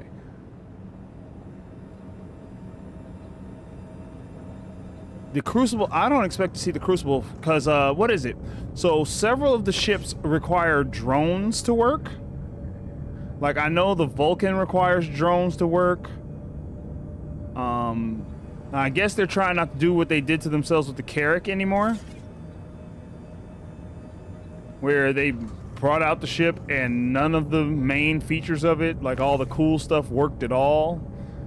Even though now, like, they could make the cargo bays work. I feel like they will soon. They'll just slide that in and won't even say anything about it. It'll just be like a little patch note, and one day somebody will be like, whoa, my Carrack's elevators work. Because, so for the people with Connies, the Connie is getting its internal storage when 4.0 comes out, from the look of it. It was in the, it was something I noticed in when I was testing, is that on the Constellation, the internal storage was there. And I was like, they didn't even say anything about that. They just slid that in and just like, yeah, they'll figure it out.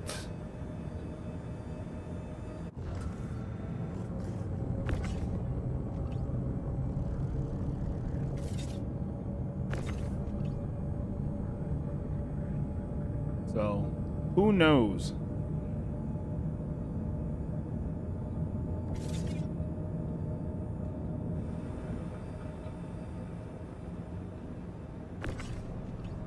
Yeah, I thought one of you didn't snap. That's a lot of components and parts, man. This is what it'll be like when I like go out and salvage in the future. There's a bunch of parts like this, repair them. Yep. At least that's how it is in my mind. How CIG envisions it might be something completely different. They're like, oh, that's how you thought repair was going to work? Ah, that's funny. No, you just point this beam at it and the whole ship will repair itself. That's repair gameplay. Like, you've seen how we do medical gameplay. Repair gameplay is going to be the same thing, but to a ship. That's as far as it's ever going to go. I would like them to tell us, like, is everything going to be beams forever, or are there plans to convert some of this beam gameplay into, like, actual game gameplay? Because if the answer is, oh yeah, we're converting it, my timeline for Star Citizen needs to go up by a lot. Because I'm like, you all aren't going to be finished with this for, like, 30 years.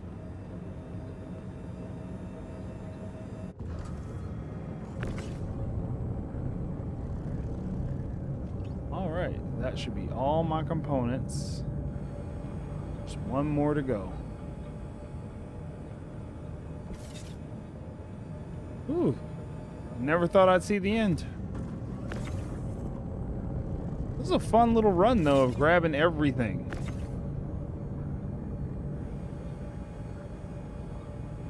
Alright.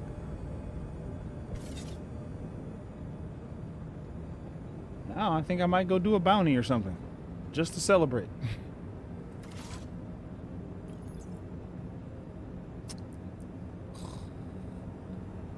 Which one? Which one isn't where it's supposed to be? Snowblind, snowblind. That's one of you. Nope, that's the slipstream. Don't you dare. Spectre. Snowblind.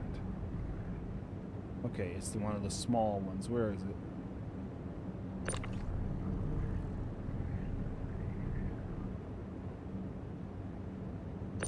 Let's move you away from that. Okay. Alright, let's see if it'll go down now.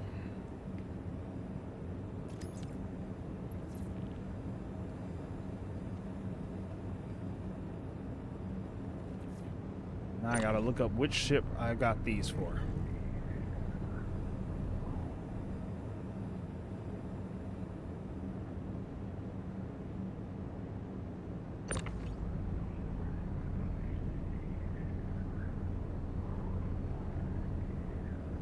Okay. Snow blinds are off the elevator.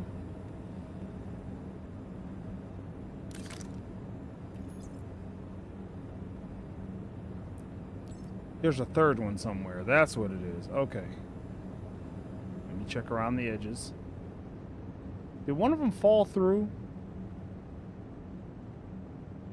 Oh, that would suck. No. Okay. There you are. Okay, that explains the problem. So the other two can come back on and we should be all good. It always makes me nervous how they, like, pop in and out of existence.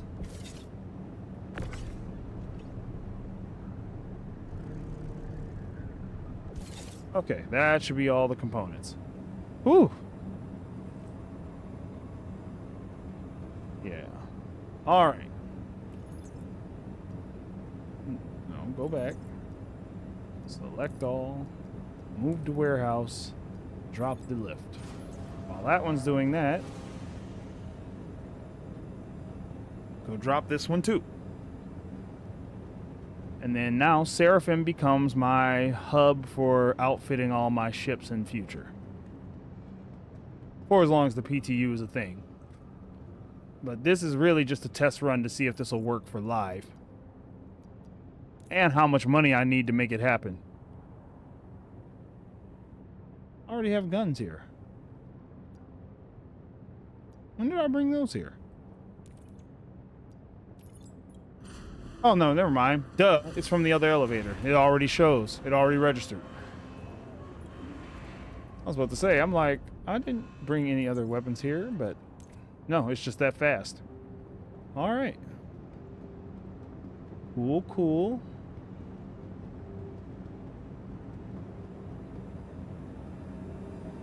Close up the ship. Is there a button on this end? There is. Okay, I'll give them that. They really did think about this. There's a button on each end of this elevator on all sides to open and close it. Or at least from once it's dropped. Once it's up, you have to go down here to open it on both sides. And I like that you can actually walk under it when it's up. That's a nice little feature. Okay, close all the ramps. Okay, this one's still beeping or something. Let me see if there's something that didn't go through.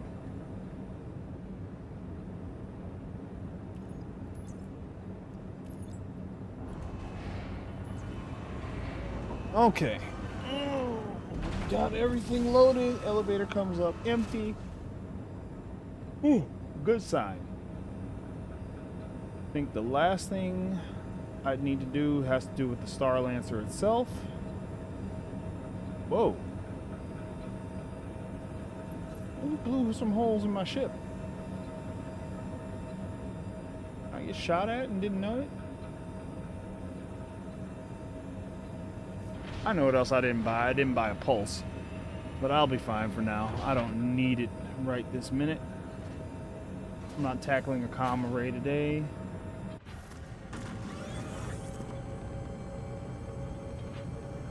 Take me right to the upper. Ooh, I better eat soon too.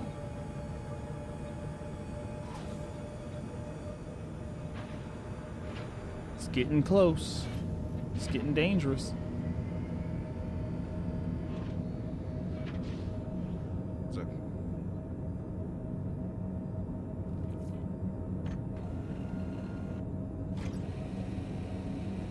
All right. Well, this just goes to show, though, as well. This is how long it takes to get everything set up. Engines on.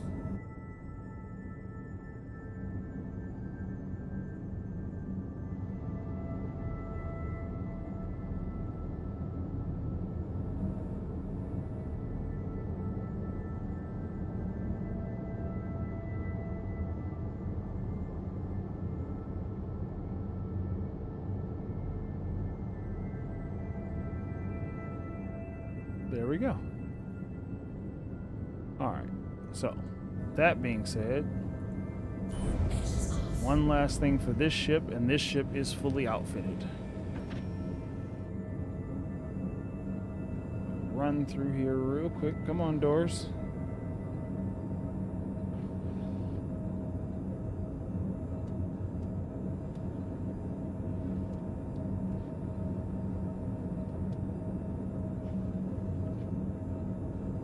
Right on through here.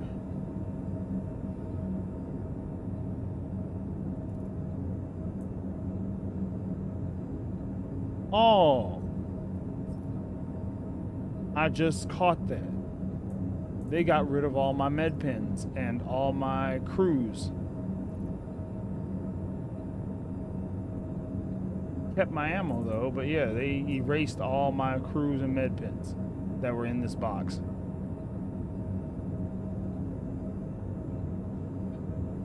Just put it back.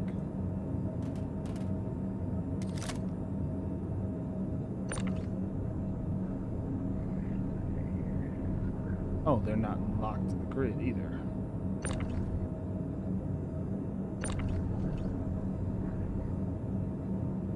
Alright, so I have to go into the thing to get anything to eat.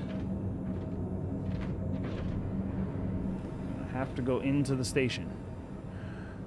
That was not part of my plan, but at least I'll be able to kill a couple birds all at once. So I'm gonna go ahead. Welcome.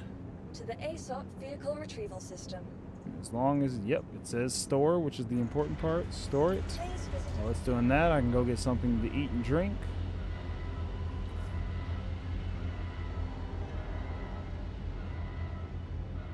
Ooh. Good stretch. All right, let's go. And then go head on to the lobby.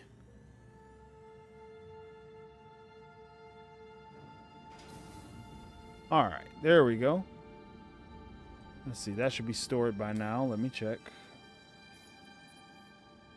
Yep, okay. So this is the one other component I can't change except this way. We got the Nightfalls in, keeping the Lux Core in. Sparkfire shield generator. Yeah, I think I'm keeping this. Yep, the Sunfire's for a different ship. So we're switching this to this. Yeah, we're going with the industrial strength shield. I want to be stealthy, I can just turn it off. Alright, do I need to go there? Can I get food there? No, I can't.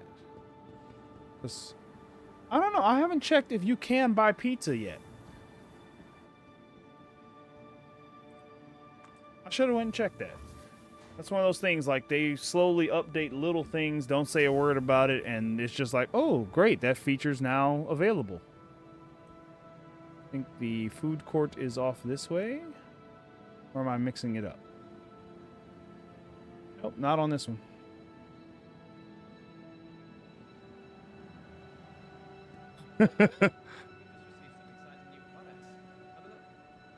My house is almost that particular fooded out at the moment because we did like a run of that for a little while, and now everybody's like, no, we're good for at least a bit.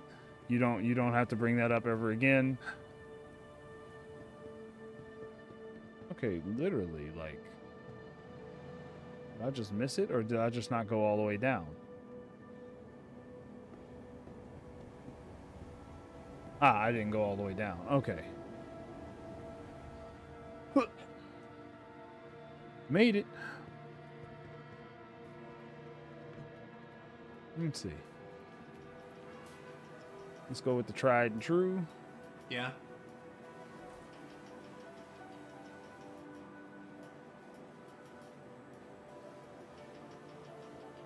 I'm not even supposed to be here today.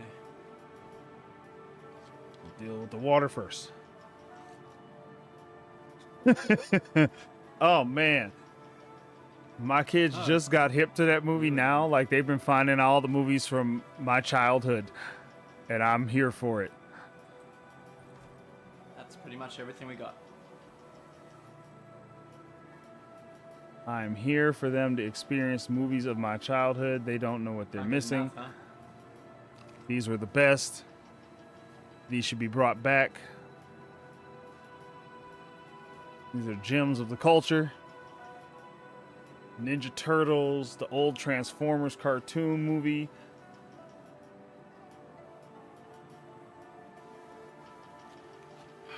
G.I. Joes. Go Ninja, go Ninja, go. That kind of stuff. Yeah, I don't do the new Ninja Turtles or the new Transformers, really. Like, they look cool, but I can't really get into them the same as I did, you know, watching Rodimus Prime take hold of the Matrix. They'll never know what that felt like.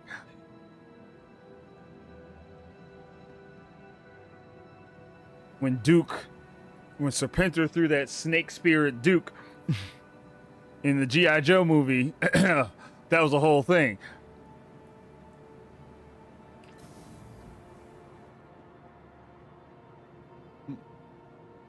I still have those Master Splinter lines like locked into my head when he's talking to Shredder right before he gets dropped into the garbage compactor from the first movie. Death comes for us all, Horokusaki. But an even worse fate waits for you. For when you die, it will be without honor. All that kind of stuff, man. That's, oh, those are classics. Welcome to the ASOP Vehicle Retrieval System. Vehicle selected. I absolutely love that my kids are discovering those now and they like actually enjoy them, which just to me proves how good those older movies were compared to the new ones.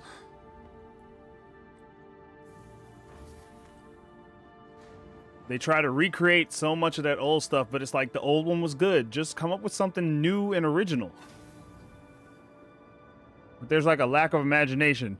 I had somebody say like the reason they had all that imagination back then was because they were doing some very heavy drugs, and that's what helped that imagination. They don't have that anymore.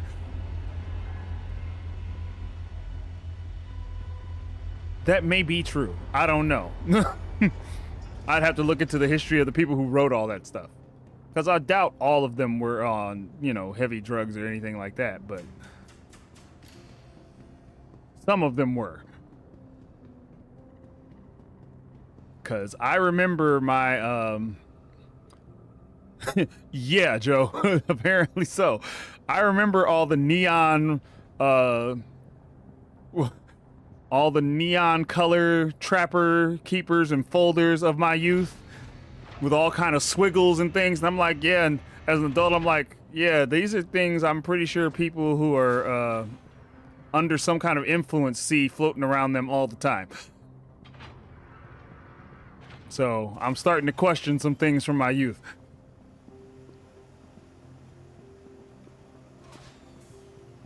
But I will say the cartoons were better. The movies, I think, were better. And it could just be, you know, that was like the birth of the sci-fi era. Like, it led to this. It led to this. I made them watch Aliens 1 and 2 recently. Hello. How can Miss help you? And at first they were like, I don't know. After they watched it, they were like, okay, that was good. That was really good. And I'm like, I know. You are clear to launch. They don't make it like that anymore. Launch sequence complete. Caution. Overhead collision. They don't make them like that anymore.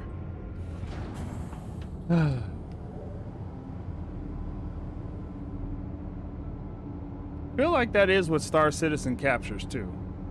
Like, even the opening of these doors, I remember that from childhood, the sound of it, like these huge doors sliding. Front collision. I think the Alien movies still keep some of that feel, but they do it all through CGI now. The practical stuff is gone. Thank you, and please visit again. I miss it. All right, so in light of doing bounty missions, I'm gonna jump straight into one of these. Nope, I'm not doing that though. I was right. I got an argument with somebody about how much the Idris mission paid, and they were like, it's 184. I'm like, no, I'm pretty sure it's like 400 and something K. Nice to know I was right, because we were having a whole argument about how much the torpedoes cost.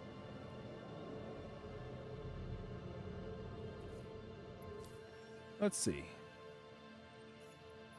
What am I doing? I don't need to find Seraphim. I already found it.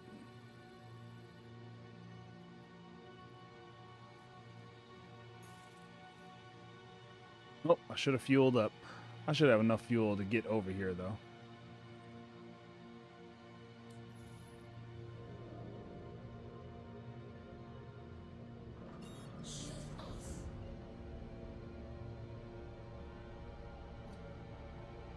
Yeah, so right now my loadouts lately have been competition quantum drives because they recharge really quick.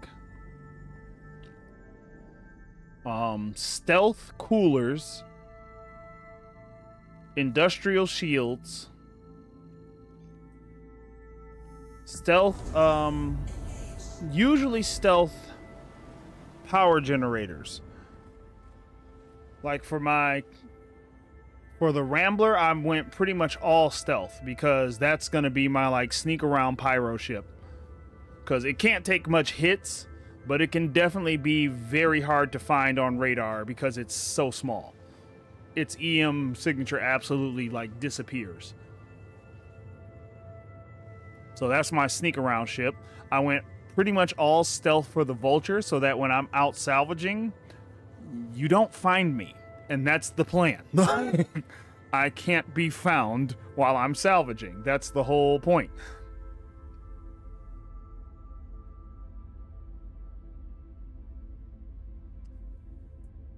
I will say they have gotten much better at making ships, because a lot of these new ships are growing on me. When I first saw the Intrepid, I still don't like the exterior on the Intrepid, but I love the interior of the Intrepid. It just doesn't do anything stand out enough for me to choose it over a Rambler. I'm curious to see the Guardian. I want to see what the Guardian looks like when that's in game. Just hopefully, I don't know what 2025 is going to look like for this game. Like, I'm waiting to see what new ships, because I remember they did the silhouette thing and they said like, here's all the ships we'll be working on over the next 12 months. But I was doing some counts and quite a few of those are out already. They're the 2 Hornets, those are out. Starlancer, people said it was the TAC, but actually it looks like the one that they showed might actually be the Max that was silhouetted. The Medical Terrapin. So that's 4 of the ships right there. I think the Intrepid was in that silhouette list, so that's 5. The Guardian, or maybe it's the variant on the Guardian, be 6. I think there's only like 6 or so left, but we know that there's the Pioneer, the Ironclad, and the Perseus, are 3 of them. So I'm really curious what the other ships are. Well, people have made some pretty good guesses, the Apollos, but it's like a lot of these shouldn't take you long to make. You have like parts and things already there, so that's a long year. Will we get some of these reworks done? Will we get all the updates to the other ships, like component passes and storage and working weapons racks in my Starlancer? Hey, Jim. It's got a new ship? Just my Starlancer.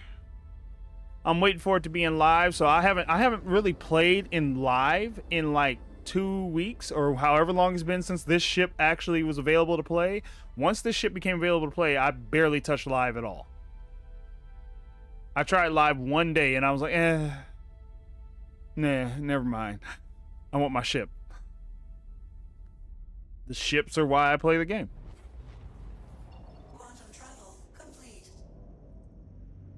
Like, I'd love to say it's for the awesome, gameplay and mechanics, but that would be a lie. I play specifically for the ships.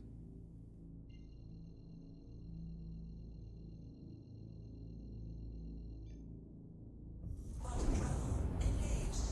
All right, let's see how this goes. I want to test out these new missiles and see how they do in a fight.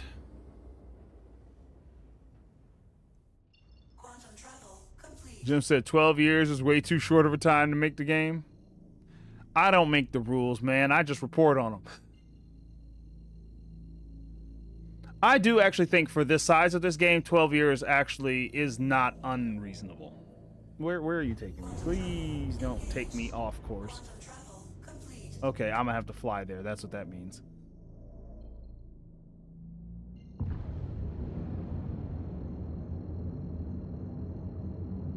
Shut that off. But no, 12 years, actually, given everything, the size of this game, the sheer size of it, I think 12 years is not unreasonable.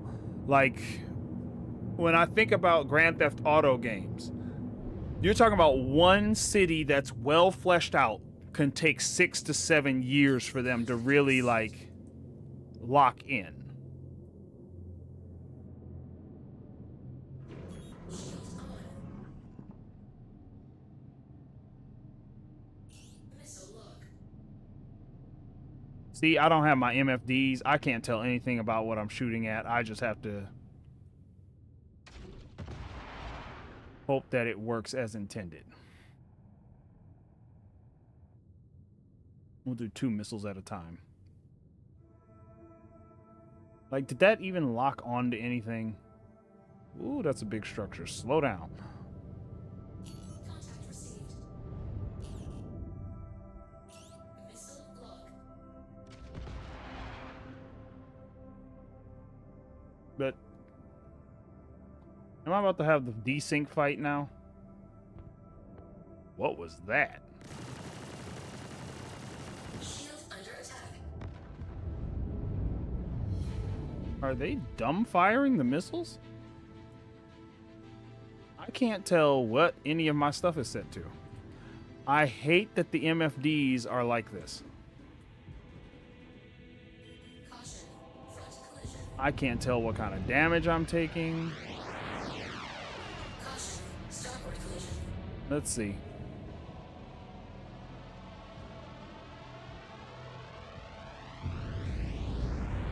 Full stop. I can't tell a lot of things that are going on right now. Okay, that's the first thing. Switch to gimbal mode. And then light this person up.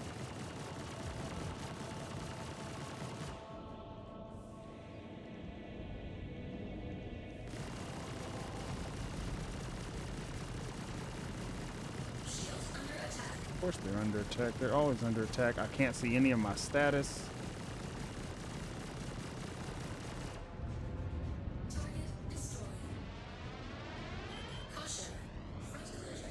Contact received.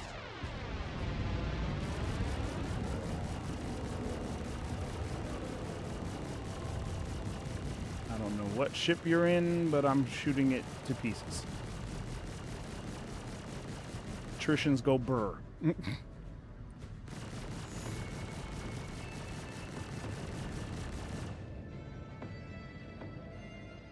Come on, turn. There we go. Is that a 400?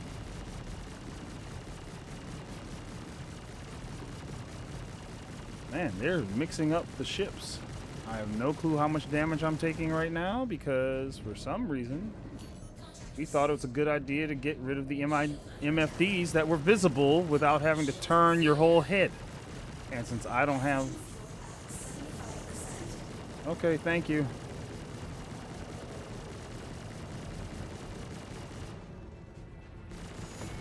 I have no clue what kind of damage I'm taking right now.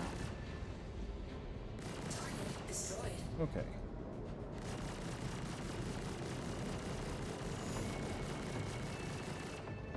Contact received.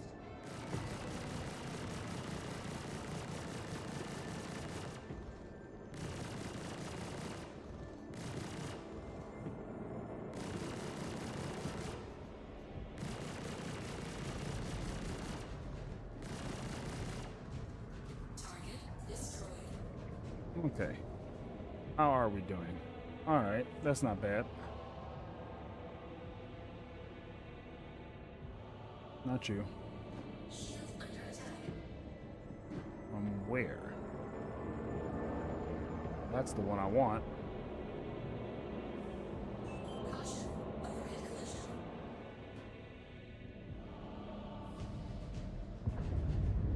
Ooh, okay. Contact received.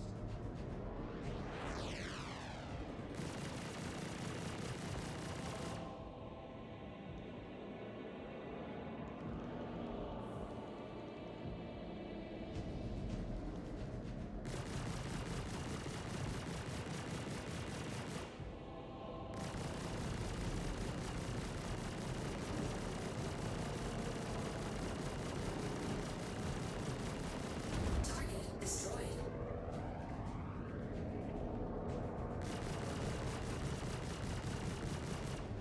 Oh, great. The desync ship. There's always got to be one who has super bad desync. Whoa, what's up with my... Oh, okay. It's my guns also have desync.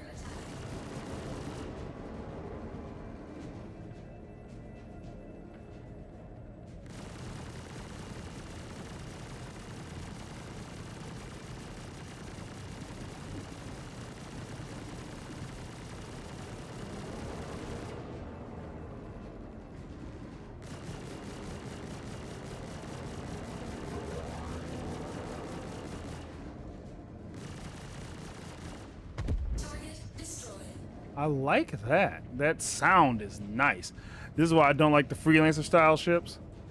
Yeah, you don't have as much visibility, but it's not bad actually. Like, I don't care for the freelancer at all, honestly, and it's not just because of the view. It's more just, how do I put it? It's got other issues, and it doesn't have enough defense for, you know, to do anything.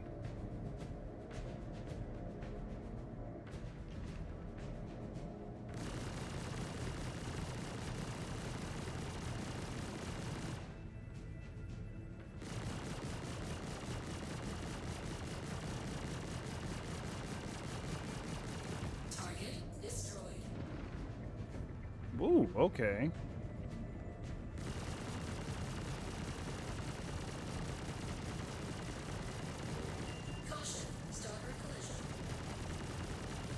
What is this ship and why is it so tanky?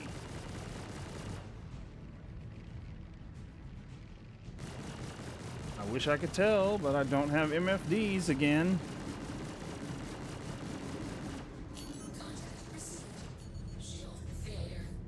Yeah, that's why I moved. Shield failure. Well, that's great. Shields have to recover.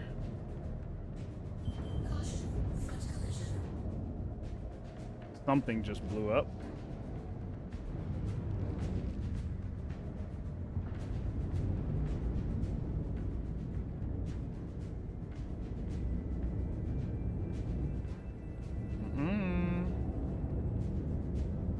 Buddy, nice try. Gotta figure out what happened with the shields.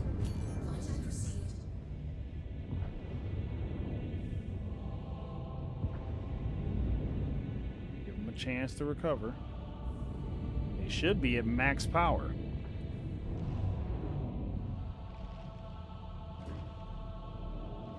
Taking way too many hits.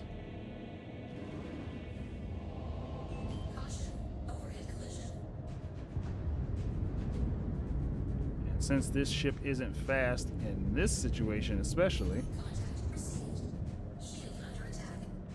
No joke, the shield's under attack.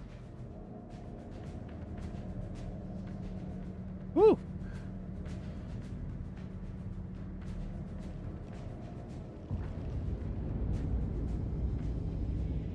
Sure does take that a long time to charge up.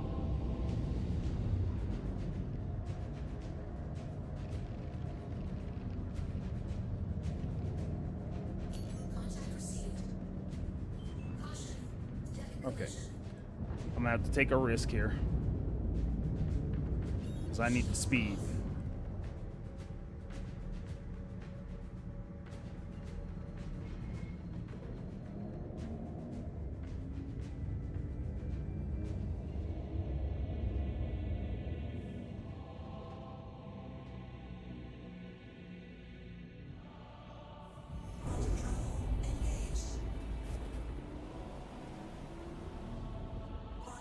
Okay.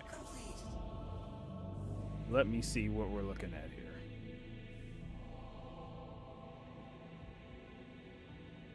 Okay, not bad. But let me figure this out, because where are my MFDs? Ah, maybe that's the problem. Okay. Let me see. Did we forget to do that when we left? Okay, now do I get my MFDs back? And then I need to go check the shield generator. Okay, there it is, finally. Let's go check on the shields. Here's that engineering gameplay.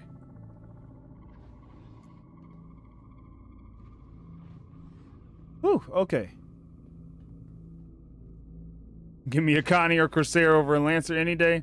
I don't know, like, I've had the Connie in this situation, and the Connie was getting wrecked.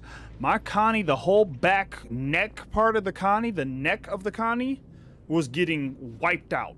Like, I was in worse trouble in my Connie than I was in my Lancer. Like, When I looked at my Connie in this situation, it was hit. Oh, I don't have the right module. I need to get the... Let me see. Let's head down here for a second.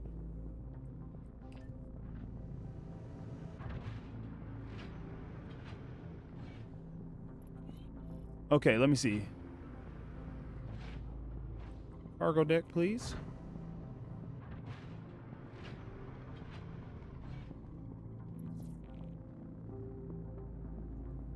Let me see. Because you can use money to get ships. Everyone seems to have everything. At least in something like Eve, it took me a while to get to a point. And borrow that.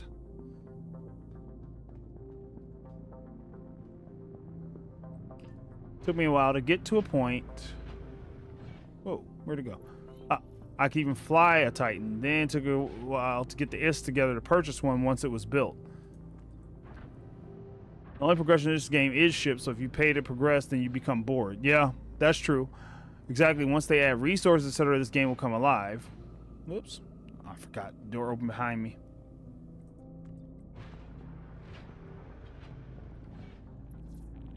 Most people can fight over space. It's never ending. The problem is we used to have areas to fight over, like in the wake of disaster.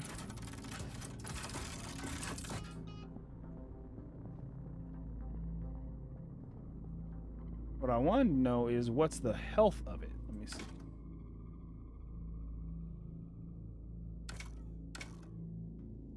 Does this tell me actual health? Is that what that is? Let me see. Nope. I was hoping it would tell me the health of the item. I feel like that was a thing that they used to be able to do. Or am I missing something?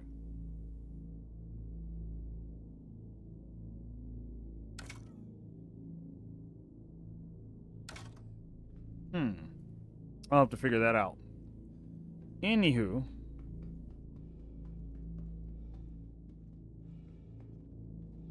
Problem is, yeah, they nerfed it because fun detected. I haven't even heard of a jump town thing in a while.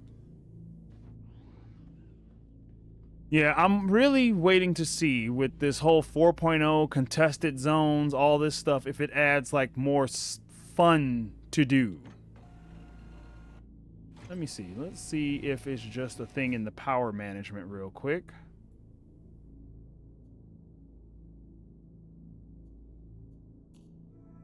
Yeah, the shield generator is shot. I got to take it back and get it repaired. So let's see. Need to go repair. Repair. I can't tell what's what anymore. No, that's too far. Should be right here by Hurston, actually.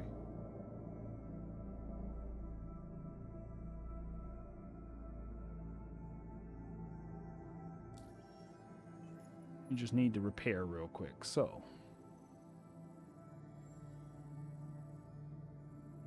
should be a place on, let me see.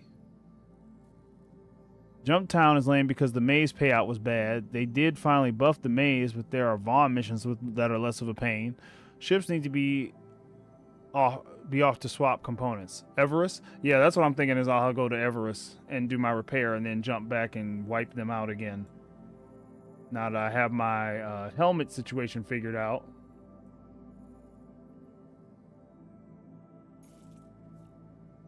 And I need to fuel up again. So we go to Everest, we get the fuel.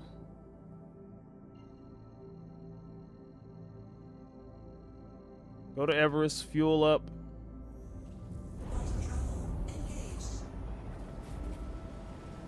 Rearm, repair, the whole nine, and then get back into it. Some ships we can swap components. I used to carry spare quant drives. I can swap everything in here except the shield generator because it's size 3. And you can't swap size 3 components.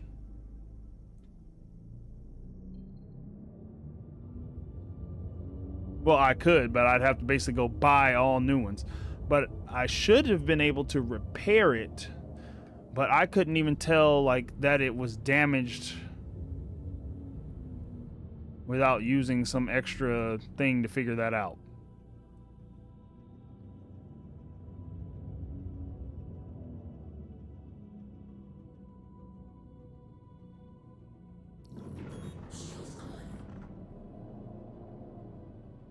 Please proceed to assigned landing bay.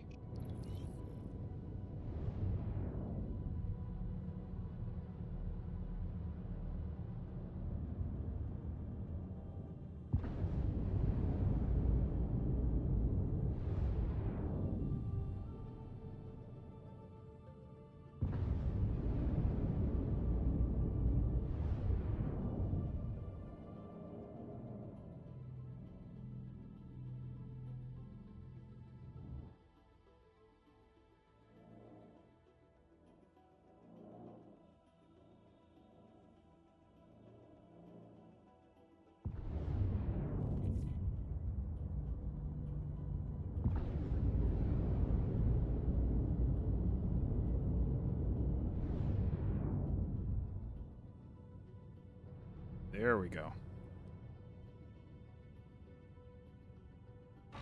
Caution. Front collision. Landing gear down. Caution. Front collision. Landing complete. Have a pleasant stay. Engines off. All right, let's see. How much damage? About 3K worth of damage.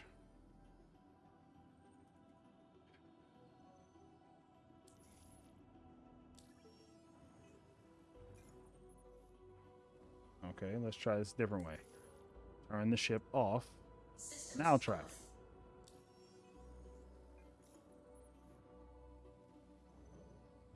Restock.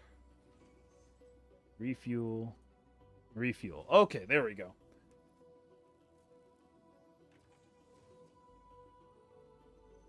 Let's see. Some ships we could swap components. I used to carry spare quants in the MSR. I was AFK. So if my comment was dumb. No, you're good. I thought they have not introduced component damage yet. I don't think they've... Oh, don't start this. Let me see.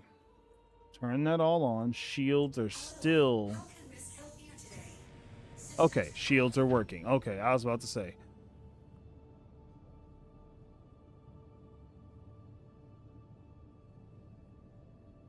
Be careful, mess around and accidentally hit the self-destruct button.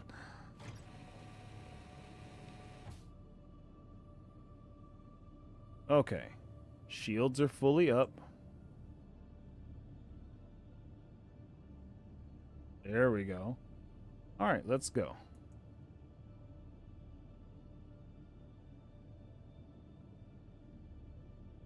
Still major torque imbalance.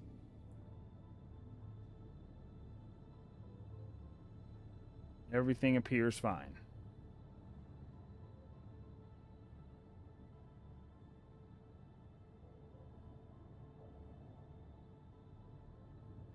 Except for that damage on the side of my ship there.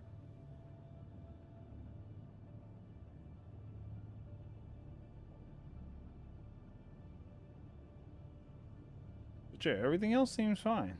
I don't see any other damage. Launch sequence complete. Yeah, it's working fine. Let's see. Landing successful. That man. Okay. Well, before I jump back in, let me catch up with chat. Let me see. Imagine a ship that has storage for extra parts, things to swap. Yes, that's actually one of the things that was requested for this ship is that it has those 2 rear elevators. They're like, get rid of one of those. You could put in storage for parts. Or extra weapons, something. But something, a ladder. We don't need 2 elevators in the back, just one. And if the doors work like the other elevator, it would be fine. Because then the doors stay open. You have time to load, unload things instead of it shutting on you while you're trying to do stuff. Like the Carrack had a small storage to swap things on an expedition. Like the 600 Eyes rework does have a secondary storage area. So you'll have your storage in the main area, your storage kind of up and away for other supplies. So you can have like travel supplies and your actual parts and everything in a different place. Increasing its range and stay in the field, but you can put the components on the grid in the cargo hold. And then using the cargo for things. Going to vehicle load and back should fix the repair menu. Yeah. It should be fully repaired. I think it's just being weird. I just imagine a storage room with racks to let you store things neatly. You are clear to launch. Finally. But am I actually cleared to launch? Oh, what do you know? Maybe a workbench for an engineer to do small repairs on parts. Yeah, I'd do like that. And we need to be able to lock chairs and tables to our ships. We just had a lockdown command. I agree. There needs to be a way to lock down your chairs, your tables, all kinds of stuff in the ship.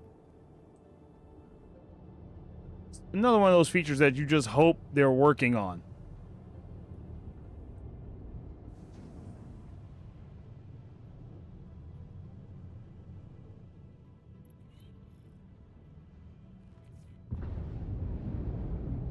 All right, let's try this again. Shield off.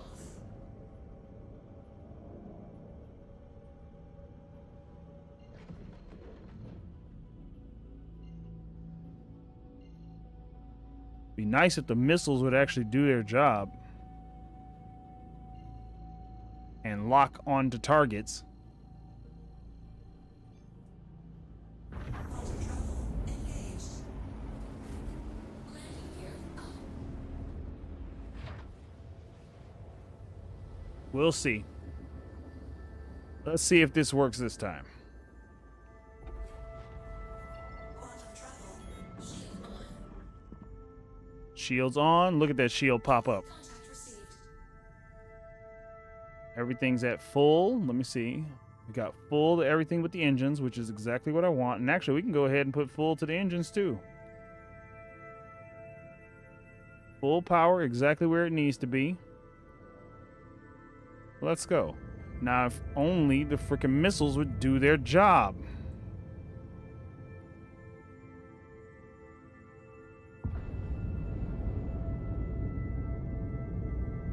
Let's hit that ping, see what we got. Boom. Missile log.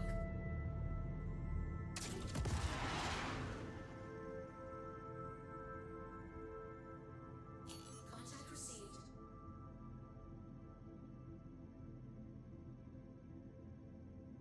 Like, that missile is just off into space somewhere.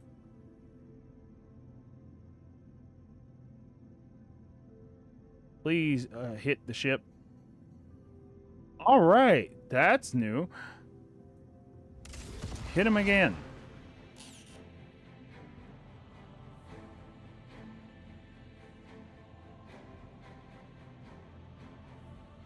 Do we lose the lock? Great.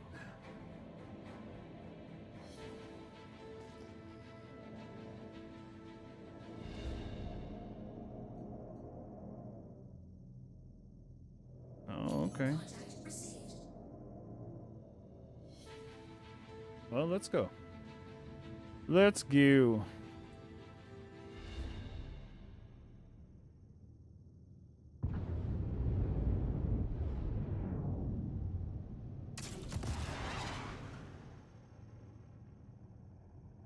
Now, the range on these is supposed to be 25 kilometers for where they can lock. Missile log. Missile log.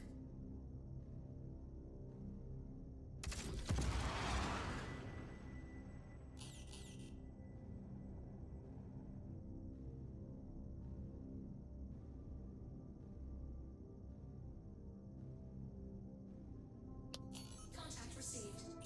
Missile log. Target destroyed. All right, that's what I like to see from the missiles. That's what's supposed to happen.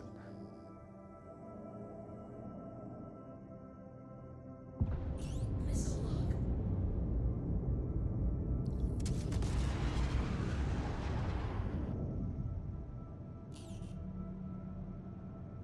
That's how missiles are supposed to work.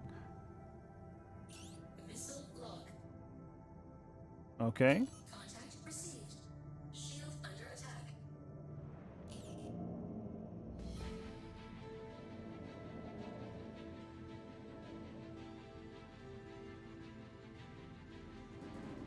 Okay, where are my gimbals? Not you. Where's this other ship? Caution. Force collision.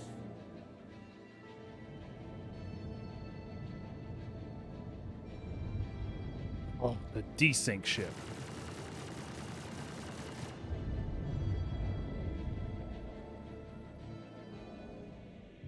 No, not you. That one.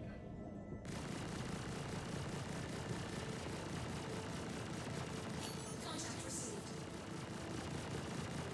At least I can actually now see the damage.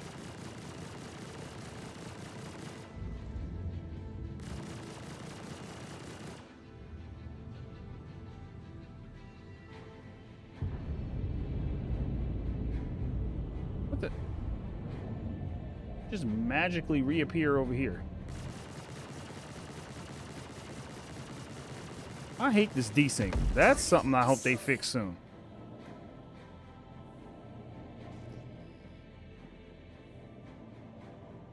What is this ship here?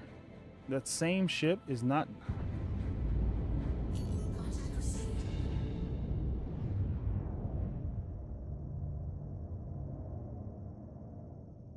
Okay, come on.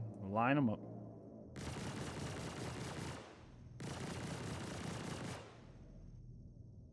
What?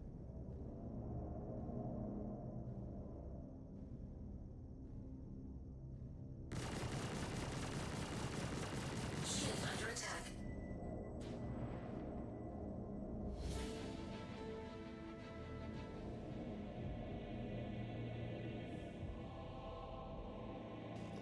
Where are you?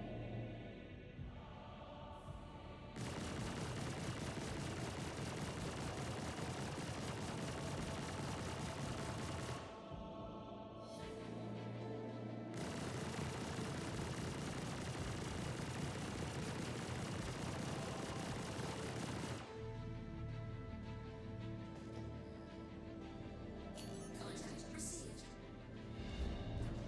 Okay, like this whole disappearing from the radar thing is getting really old. Like, if that's a stealth ship, fine, but if it's not, what are we talking about?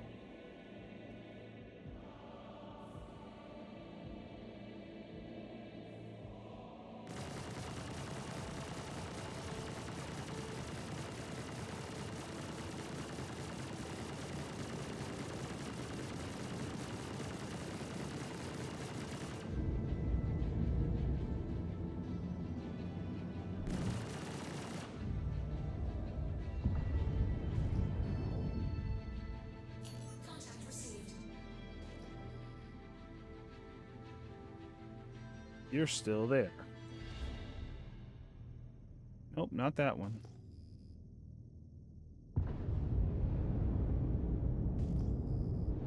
There you are. Shield under attack.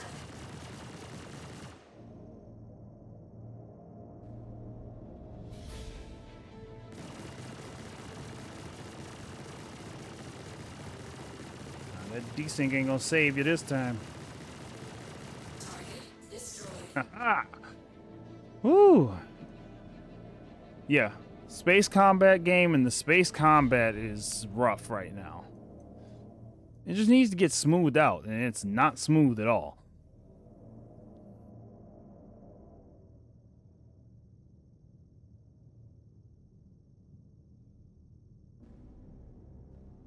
Missile lock.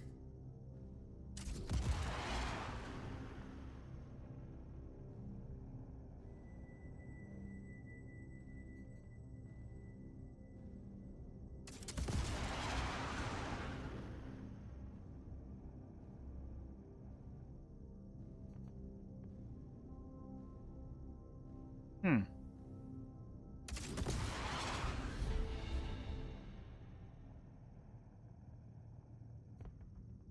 Interesting. Oh well. I'm assuming you're dead. Let's go.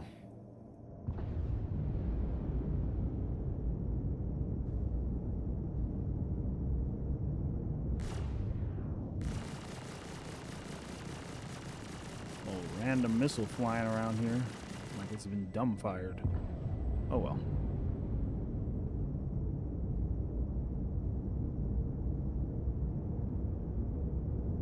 Let's go see what's up with the cargo then.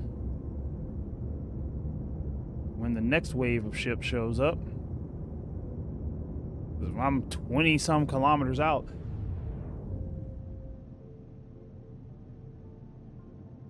I think if 60% of the bugs are related to server issues, then yes, you really have to solve the server problem before anything else. Not only is desync a problem, the AI on enemy ships is pretty garbage. Compared to bunker AI, they're less than garbage. And Jim said it's because the server is lagging and it can't process the commands.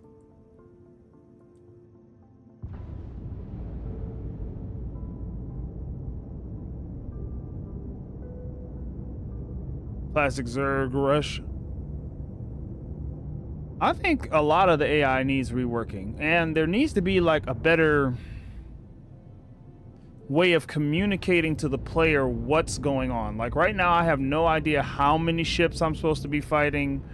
There's not like, I think of playing Star Fox, and you always had like communication happening that let you know what was going on. Oh no, it's another one of these. I was playing one of these once, and one of these ships just started spinning uncontrollably and flying around like it was like the ship of a starfighter's dream. It had to be like old tricording, what that must have felt like.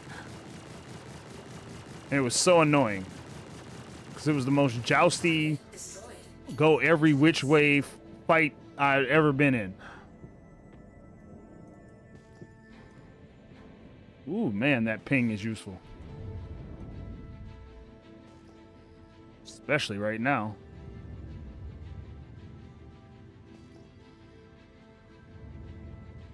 Yeah, I need you back down here, buddy.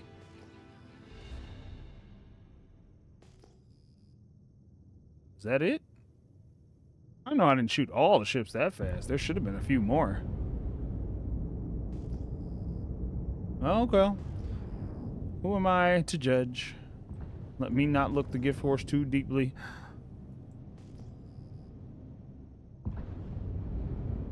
Let me not crash right now either.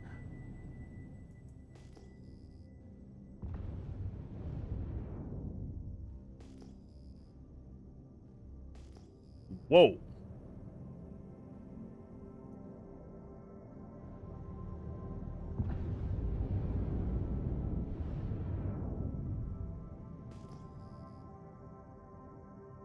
Pretty sure that's the ship down there. Brakes.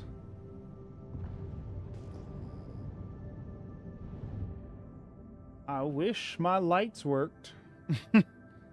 But my headlights don't work. Somehow that was one of the things that got broken.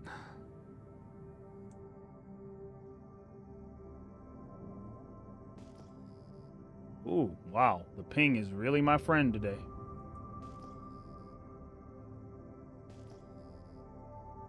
Go nice and slow.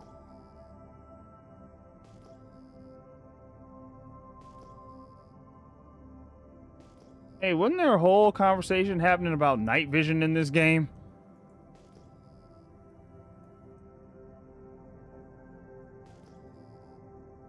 Wow, it's right smack in the middle of the wheel of death. Okay.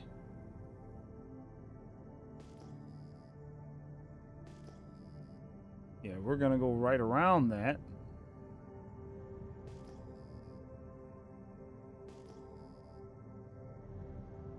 See, they decided to add some more environmental hazards to this cargo mission. Cool.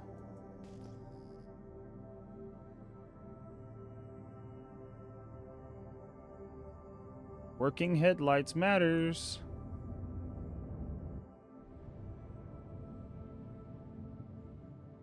All right, where exactly is... There it is.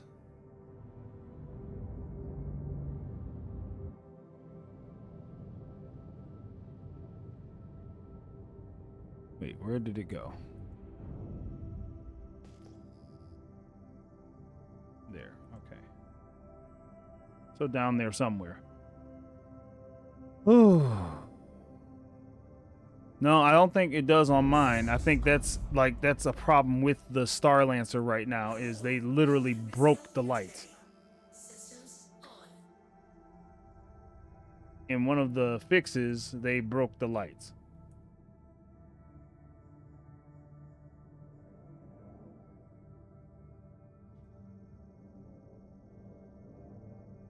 swear the ship moves.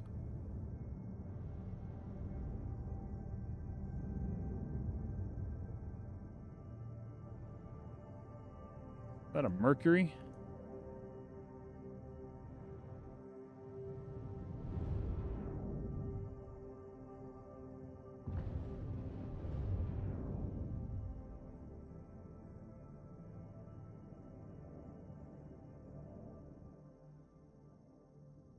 Okay, let's see. Let's get lined up here.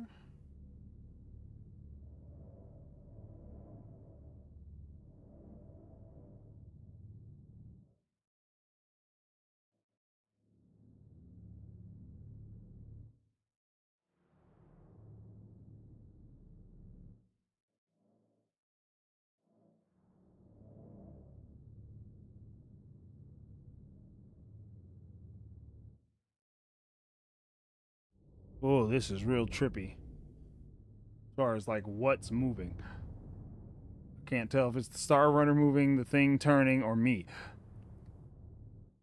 That feels weird.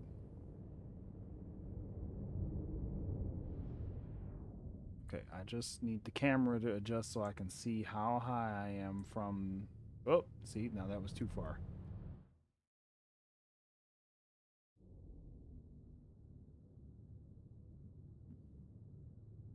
This is something I wish you had from inside the ship. It's just a better way to... Ooh, that is so weird. How stationary is this thing? That makes me think it's going to turn and hit me.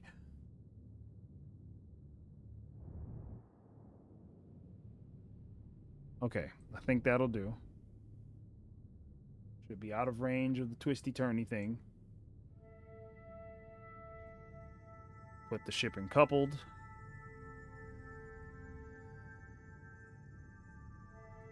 Very carefully. Okay. Let's go check things out.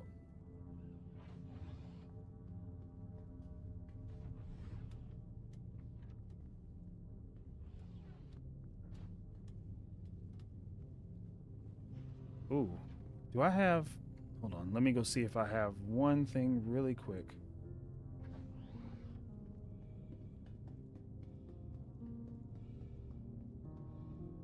Wait. Oh, yeah.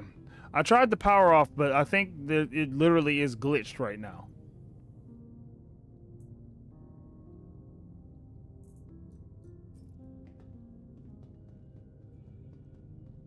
Okay. I did have a couple of these canisters. Try something I haven't tried yet.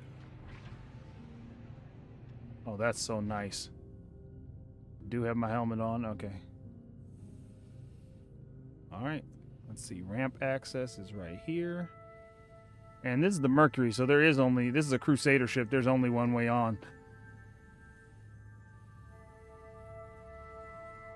So this door should just open if this is my ship.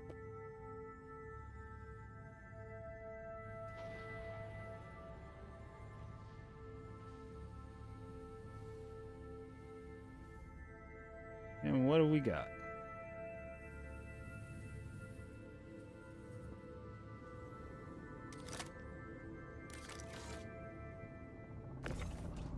Copper.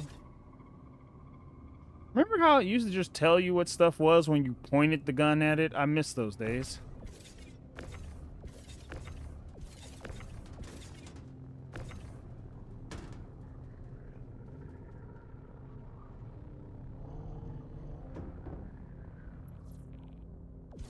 Actually, let me...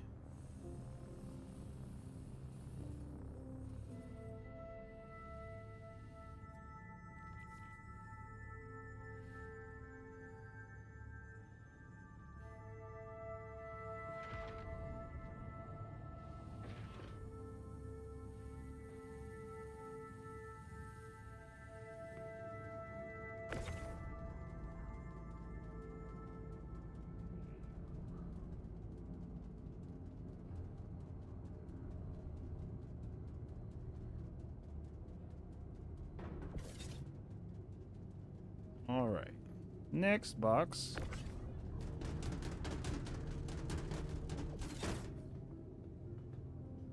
I'm off the grid, please.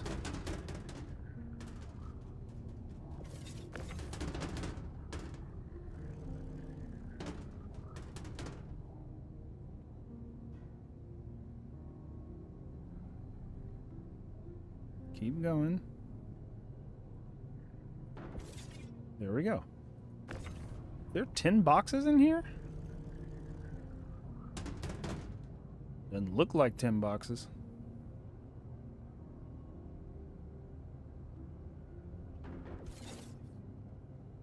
Alright. Oh, repair the hull? No, I'm going to salvage some of this and keep it in my ship. Something I should really start doing more of is having a box full of like just salvage pieces, so that if my ship's ever in trouble, I can repair. Especially for missions like this. I've tried repairing one of these before, but you can't quantum them. They won't jump, which I still think is really stupid. Come on. You gotta do something about like these tight margins in these ships.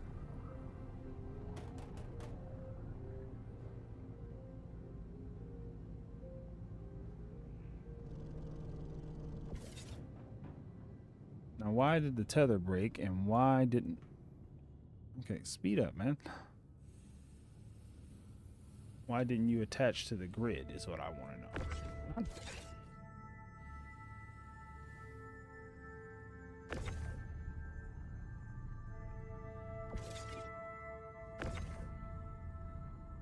So now you can't grab the... Oh, God.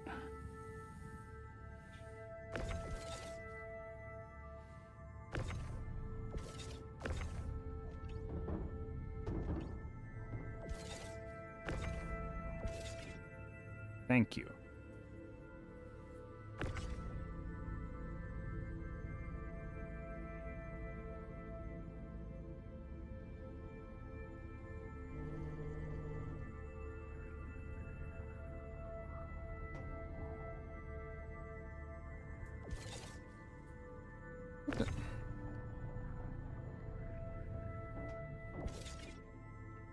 Ooh, I really do feel like I'm fighting with this thing sometimes. Well, sometimes. Most of the time. Alright, there we go.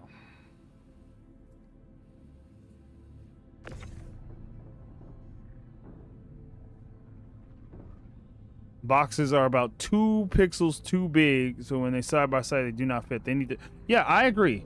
And it seems like so many of the issues seem like such simple fixes, and you kind of wonder, like, why is this such a hard thing to fix? And I wish... It's one of the things I wish they do is, like, there's this thing where they, like, never explain any of it. And I'm like, look, just a couple minutes explanation will shut some of us up. Not everybody. There's some people who still give you grief no matter what you explain. But for a lot of us, just like, oh, okay, that's the problem? All right, we can understand that. Like, we're reasonable. We understand that, like, hey, the problem's more complicated. Okay, just tell us it's more complicated. But the radio silence thing is what drives me nuts.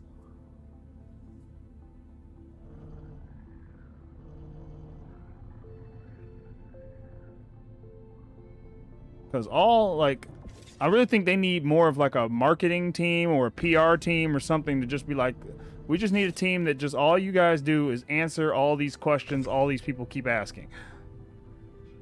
Like, give them some kind of answer. So that they all calm down.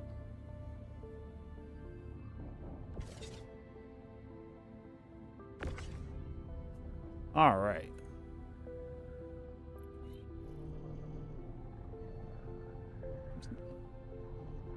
All right. So that's almost that. That should be everything. I'm gonna pick up a couple things to salvage from this.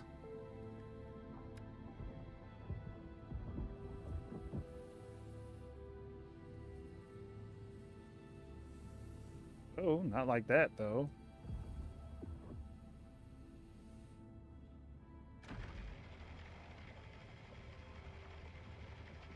See, I've never used this gun before.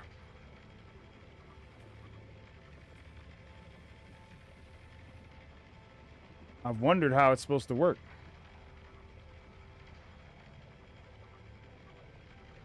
And it's missing that, like... Okay, there it is. Ooh, I'm glad I am looking at this because I had no clue how to read this. You can see how much it can salvage from that little circle. You can just hold it in one place for a while. That other bar tells you how full it is. Okay. So it takes a while to fill these things up. This is where the Vulture really does come in handy. Because you can produce these canisters right from the Vulture, already filled with RMC.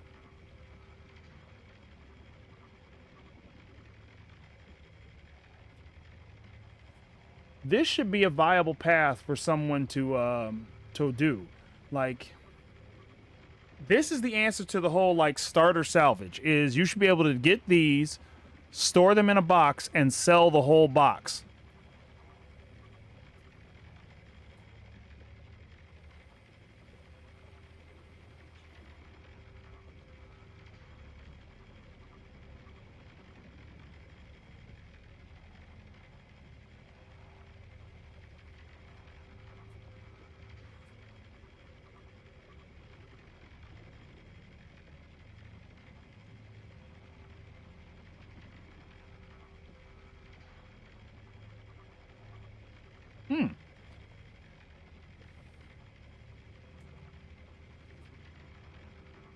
And it's not as clear that this thing is working as it is when you're using the Vulture or the Reclaimer. It's one of those forgotten gameplay things they just don't talk about anymore.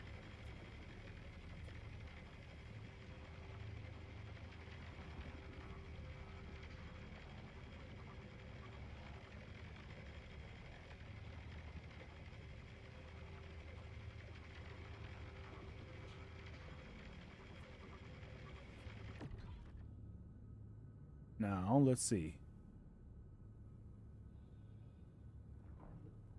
No, that wasn't what I wanted. I wanted to see if it could reload.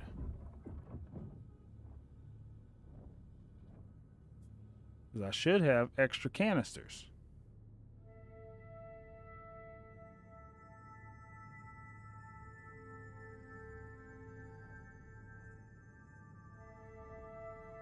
Aren't these supposed to be able to reload?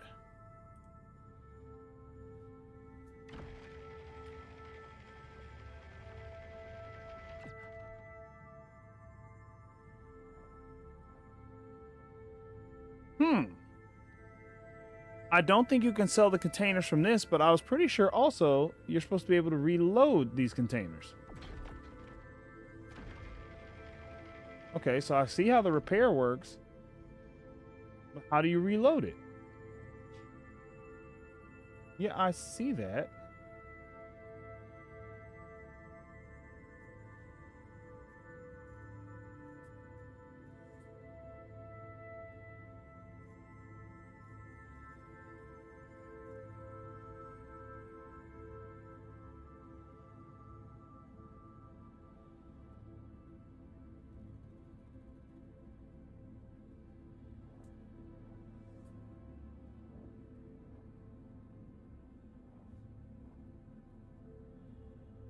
How do I reload the gun?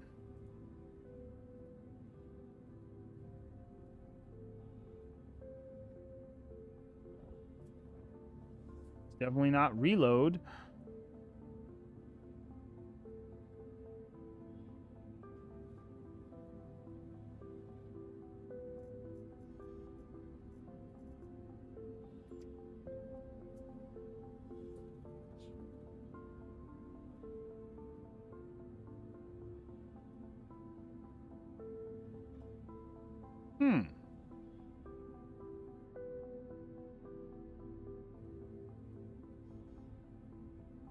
Let me see.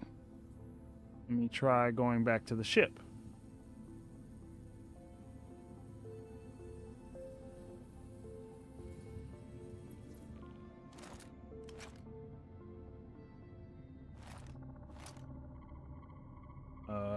What?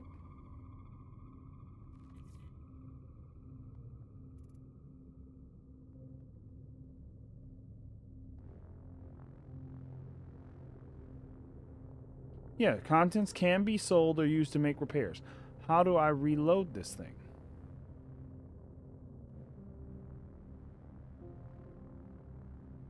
Try I and dragging it onto the gun. Let's see. Oh, no. That just puts it there. Like, that's just on my belt.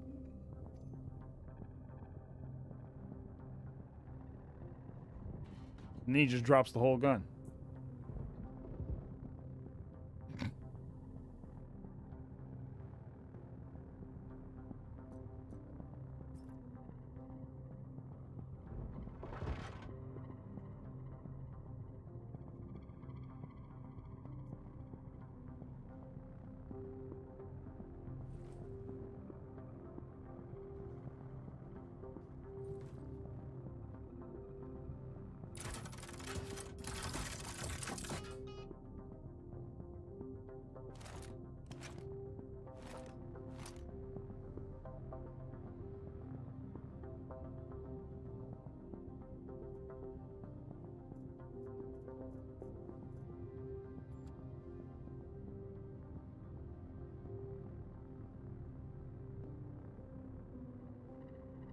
Okay, what's this?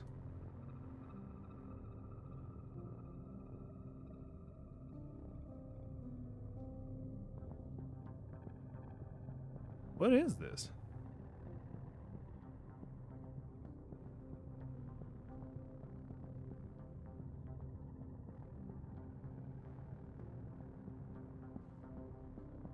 What was that?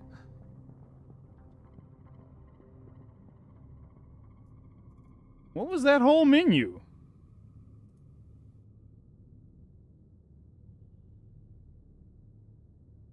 Select, okay.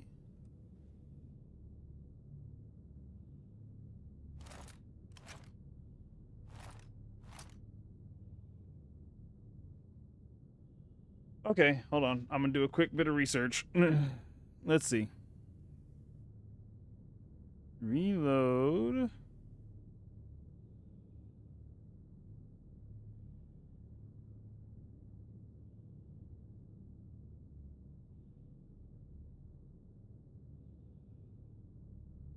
Uh-oh, it might be bugged. It just might be bugged.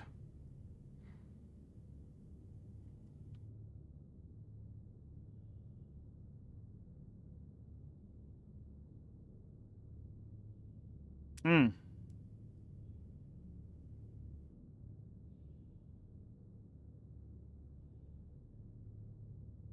Yep. Yeah, it's bugged. The gun's bugged. The gun is bugged. So that's all I can do with it for there. Oh well, okay. At least I know. And here's another one of those things where it's like, hey, you know those cool features and stuff? They don't work.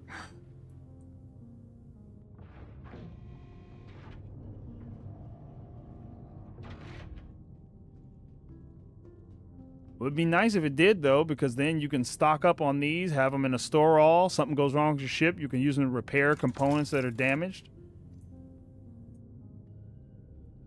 But apparently, so the better thing they were saying to do is get the one that works with the multi-tool. That one actually does work.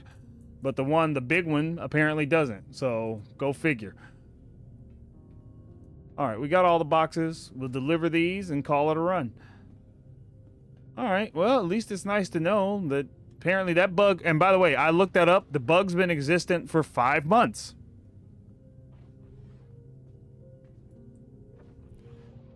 And the sad part is, like, when you hear about, like, bugs and stuff, and you hear about, like, their plan for working on the backlog, it's like, oh, that's one guy's whole thing. One guy has that entire job of fixing whatever the bug is with that one thing. And it's outside of his normal scope of work. That's his extra work for when he's finished doing his other work. And it's like, really?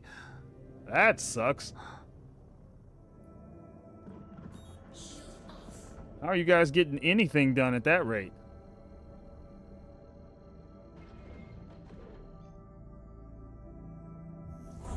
So it's definitely something I wonder about.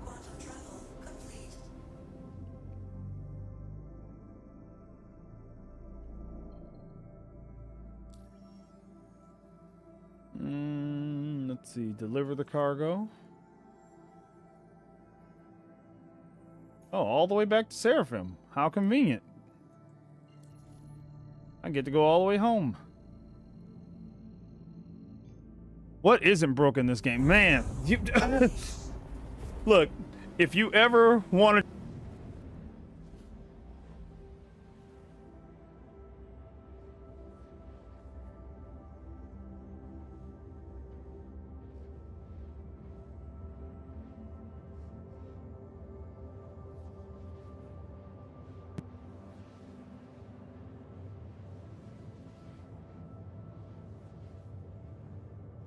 Check. Okay, there it goes. Yeah, it's time.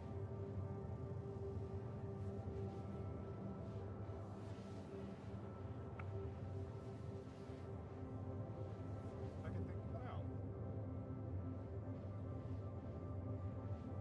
Test. Honey.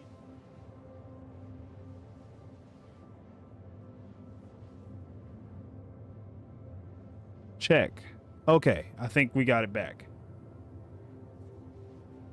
Okay, I think it's back. Yeah, sorry about that. The microphone disconnected. I've got to invest in a new mic.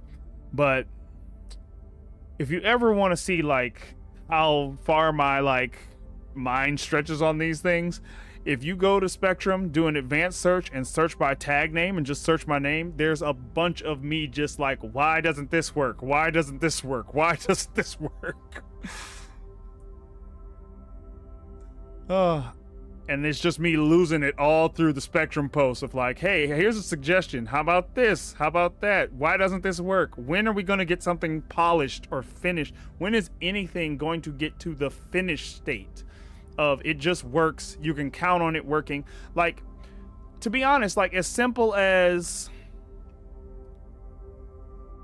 I'm trying to think of anything right now that works 100% of the time.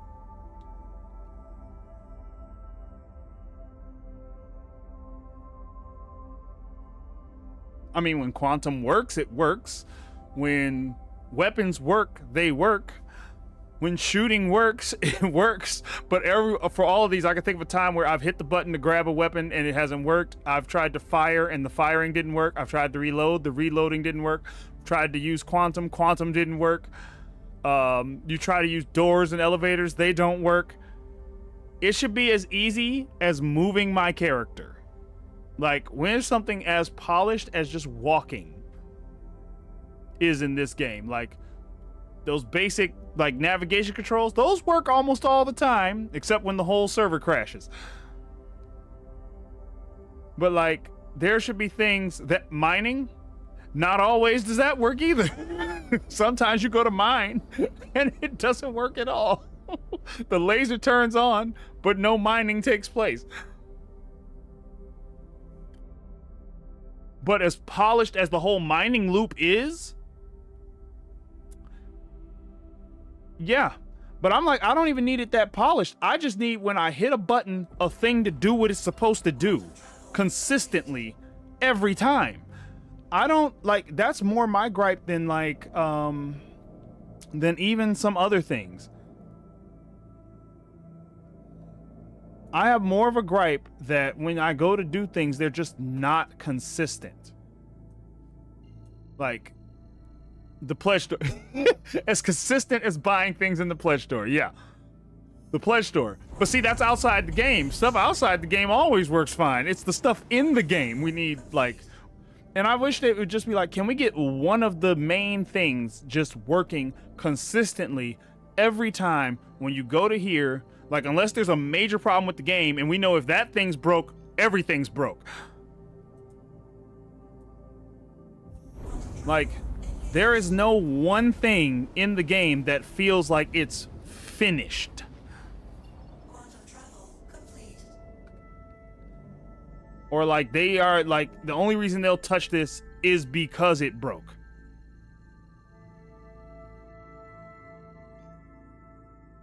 Like,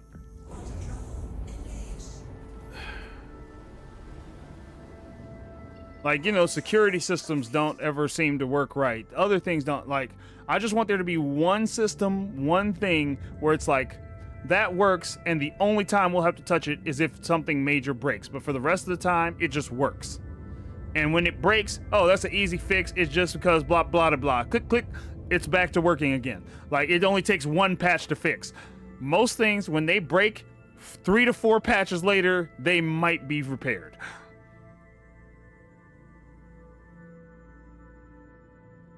That it feels a little troubling. And I just really like to see something be so polished that it's like, hey, consistently, even the basic delivery missions. Take box from here to here.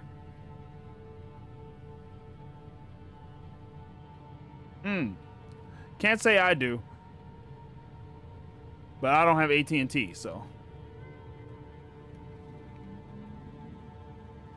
But yeah, so just, I hope that they get to a point where I'm really hopeful that they've always said server meshing is kind of the bottleneck. Server meshing is the bottleneck. So my big hope is, okay, server meshing is here. It's time. Like, it's time for us to see the results of all this. Thank you. I know it won't be overnight, but I feel like we should see like a sudden ramp up in things that just work. Or like the same way we've seen like a lot of patches in the last 2 or 3 months. I feel like that should become the norm is, hey, we got another patch and this is fixed. Hey, we got another patch and this new thing is working better than ever.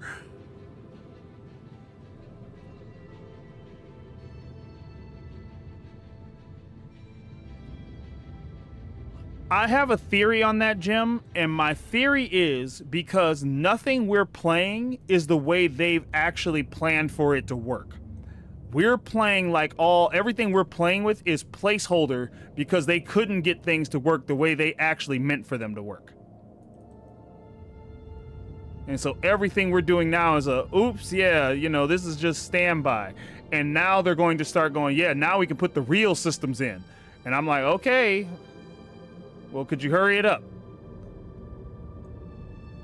Like, I'm hoping these are the final MFDs, but also they get like shiny object syndrome where it's like, ooh, we thought of a new shiny way to do that. We thought of a new shiny way to do that too.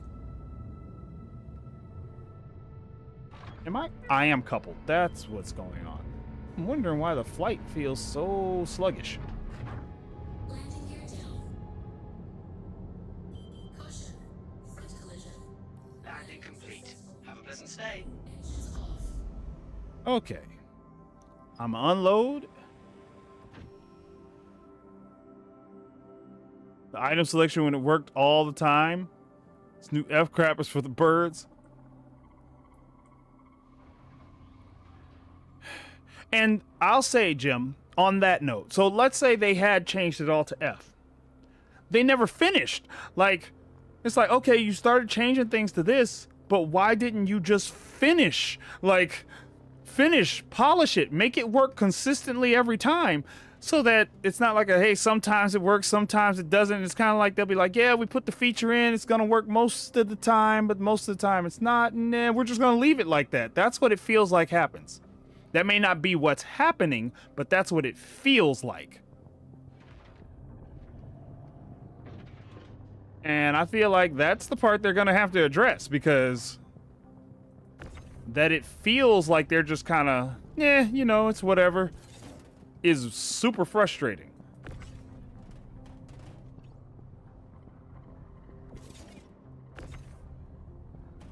Like, we'll get to it later. Well, when is later? You know, soon, TM. And I think that's what everybody gets frustrated about. It never feels like they finish anything. It's like everyone at CIG suffers from severe ADHD.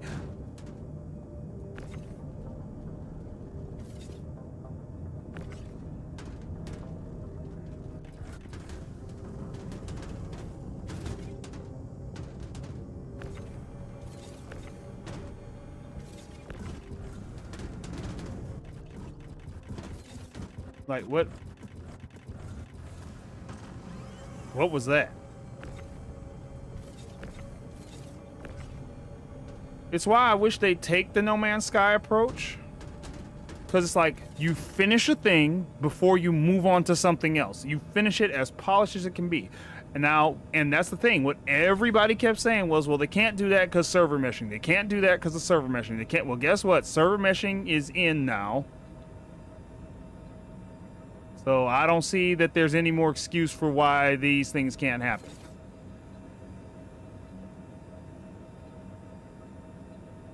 Or why the game can't be a little more complete, feature complete as you go. As you introduce something new, it should get finished. Is server meshing in? They've started. Technically, it is. And I'm like, okay, so you got to polish up server meshing. Okay, before you add a bunch of new stuff, finish polishing the server meshing so we know that's working and done to the best you can get it. And let's then start adding a bunch of things. And it shouldn't be any more like, oh, well, you know, the tech is the holdup. Nope, no, it's not. You said this, that, and the other. The tech is in now. Why would there be any more holdup? This tech is supposed to make everything easier, so let's see it.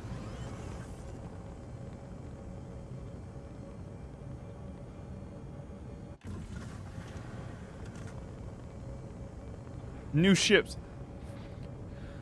Old ships is my answer to that. Like, what about old ships? Old ships have all kind of great functionality if they just work. And here's the thing. A bunch of people would pledge a bunch of old ships if they work. People like the new ships and the old ships. It's not like we just, oh, there's a new ship, I guess I don't need this one anymore. Like, if Connies worked the way they were supposed to, or they modernized them a little bit, I'd also have a Connie just to have one. Like, I still think about going back and buying my Sulin again, because I loved that ship.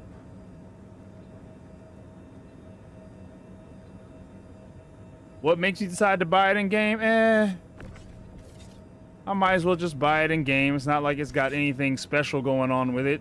It's not like it's polished. It's not like they're like doing anything new with it to make me want to have it now.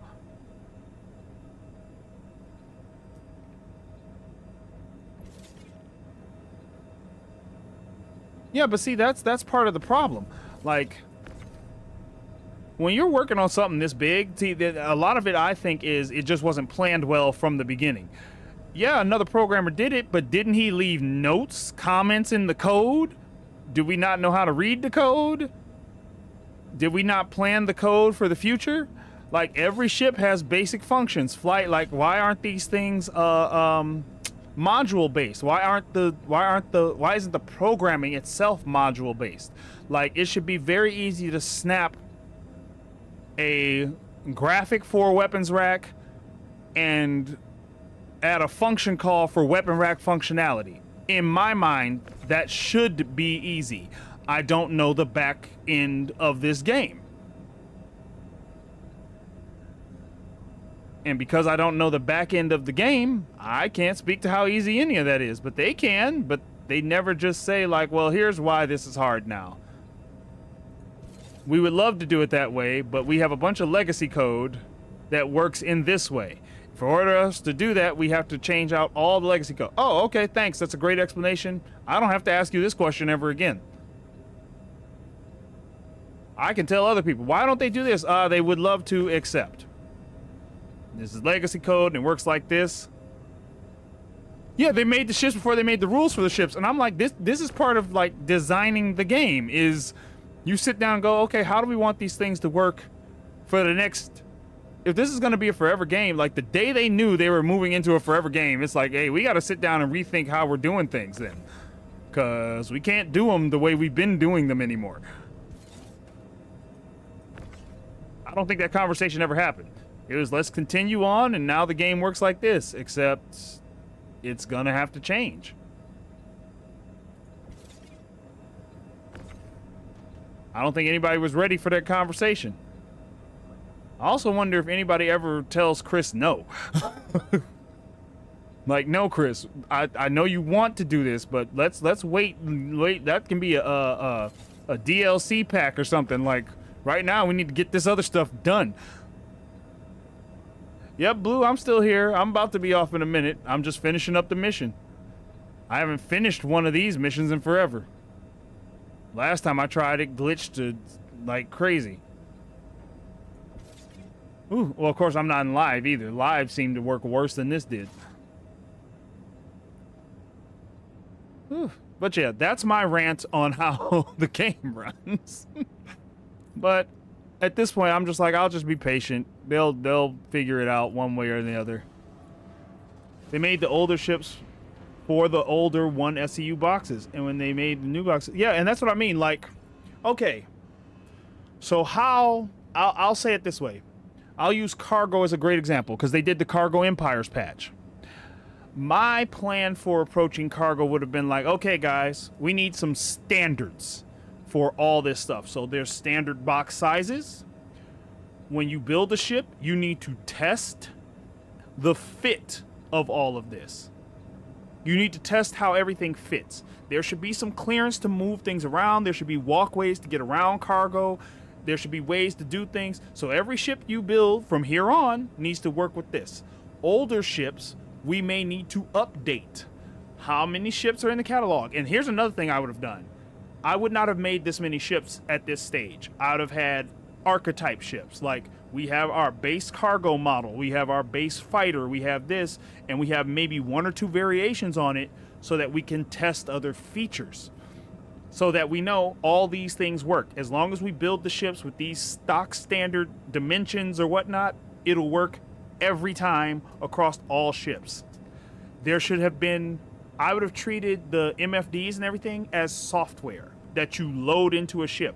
Every ship has basic flight software. It works the same on every ship. And then if it's a cargo ship, it has special things like tractor beam control, cameras for seeing the cargo bay. It's like the archetype of a ship should tell you what it needs on top of a basic ship model. That would have been how I tried to design it from the beginning. The game was originally designed with rule of cool. This looks cool, let's make it. This looks cool, let's make it. Then as the game progressed, it's like, oh, those old ships, well, let's make a new ship that looks cool and does the new thing, and we'll get to the old one later. And that's been the method, I think, that's been happening ever since, is we'll get back to the old ones later. I think the Taurus needs to be wider. I think the Freelancer needs to become a 2-person ship instead of a 4-person ship. I think the Cutlass Black needs like a proper loadout, and it needs proper weapon lockers in there. It needs suit lockers, because the Cutlass Black is like the ship for doing things. That front half should have the bed, should have a lot of weapon lockers. It should be basically be a mobile armory in the front, and the back should be the big cargo. Like all the little things that you're like, why doesn't this have that extra little bit of polish to it, or why does it work this way? Yeah, I would say at this point, either you modify old ships to fit the 32 boxes, or you get rid of them entirely. They're pretty much useless. Needs a med fridge like the C8R, yep. And they're good around for that. Blue seems to be like, well, it's Drake, you know, it's Drake. Drake didn't bother, you know. But I'm like, nah, that's just a cop-out, so we didn't have to do the extra. That's how it feels. Like, that may not be the case, but that's exactly how it feels when I'm playing with it. When I'm playing with it, and I see there's jank, did you all plan it? Is that supposed to be like that, or is this like one of those things you'll get back to it later? How tight the Connie's how tight the 32s don't fit right in the Connie bay. It's like the bay needs to be another foot wide and have some space to move the boxes in there. All that little, like, even when they built the Zeus in this ship, it's like, why is the grid like touching the ceiling? As opposed to there being just enough room to move the boxes around in this grid. And it's like, when you all have all the tools. When you design this, like, don't just model it and stick it in there. Play with the model, like somewhere in that white box and gray box, there should be a playable version that works fully on grid and everything, goes click, click. Hey, this is kind of tight. We need to do something to fix that now before we get to the later stages of the project. I don't know how things are run. I don't know how they're managed, but this is what makes sense to me on the outside. So I leave it at that. Nothing I can do except just keep giving my feedback on, hey, this feels bad. Hey, I don't like it. Hey, I wish I could do X, Y, and Z. And hopefully they're taking all that in and actually acting on it. Like this ship, we said, hey, you know, we want the radar in the middle. It's hard to fight with the radar off to the side. They moved the radar to the middle, but they took away the screens. And now it's like, okay, thanks. But now to look at my power mid-fight, I have to like completely lose track of everything happening and look over here. Did you play this to see how smooth? Like, take away, like, play it at base level. Keyboard, mouse, no eye trackers, and see if it works. Because if it doesn't work in that regard, like standard mouse, standard everything, and test it that way. I feel like that if it does happen, they've got a better build than we do that doesn't work anything like ours. And if that's the case, you all need to somehow create an environment, or like you guys need to jump into Evocati and test in Evocati and see like, yeah, that's bad.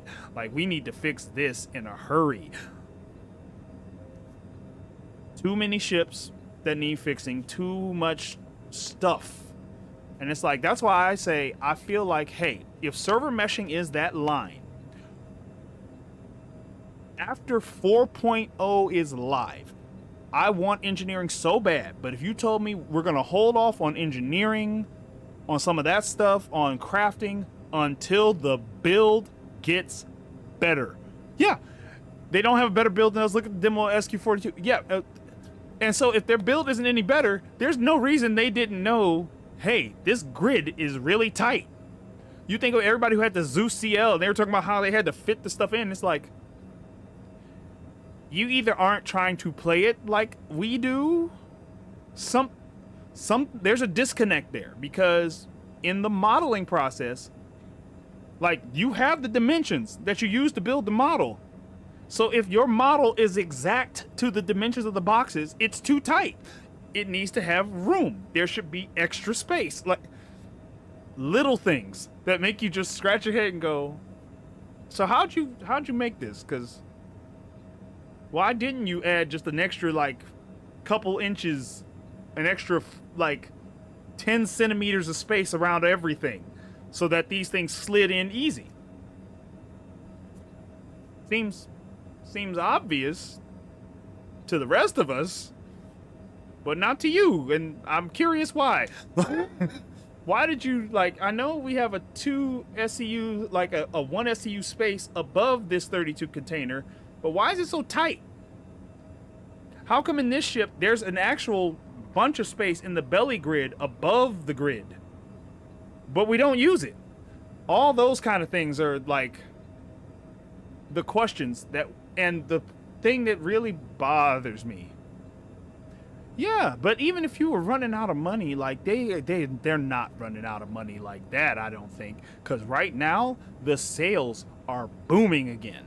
People want the Polaris. People like the Star Lancer. Like, people want to play. Pyro, when they started doing the test for Pyro went nuts. Yeah, and I'm like, and I get like, I don't mind manually loading the ships. I'm actually fine with that. Like, I was fine with the item drawer. That didn't bother me. Those are like quality of life fixes. But I'm talking about just basic functioning stuff. And like you said, when there was auto loading, things snapped in. I get what you're saying, Jim. I do get what you're saying. Because now that we're manual loading, we notice all these little spots. I get what you're saying, Jim. Yeah. Once we start manual loading, it's like, hey, this doesn't fit. But at the same time, they knew they were going to put manual loading in the game, and they still made the Zeus CL. This ship still has a tight grid back in the vehicle bay for that last row. And it's like, you knew. You knew. Like, you've known manual loading was going to be a thing originally. This was part of the plan. And that's the part where I get frustrated. Like, you knew this. Just like you knew bounty hunting V2 is coming. You know all these things are coming. But at no point have we sat down and really said, okay, before we like push this towards the game, exactly how is it going to work going forward? Like, when we implement the next thing, how will it affect this thing? Like, where's that overarching vision? Like, they talk about 1.0 and how it's all supposed to work. Have you thought about how this thing affects this other thing over here? That's the question I have. When they did the manual, all the inventory and everything was manual, did we think about the rock at all and how, like, hey, you know, normally we just transfer the stuff, but now if it's physicalized, how is it physicalizing the mined goods? And why wasn't all that figured out before it hit live? And that's what I get frustrated about. Yep, the Carrack was designed for 1 STU boxes, and with auto loading it just worked. Now it's useless. Yeah, and like, they knew they didn't have those bays working.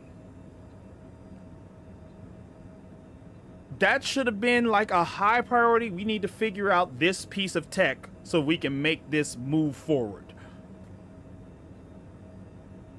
The sales become more important than the actual implementation, and that's where I start to get a little frustrated. That's when I get on Spectrum and make a rant until I calm back down and I just say, you know what, I'm just gonna go play the game and enjoy it for what it is and try not to think about all these things.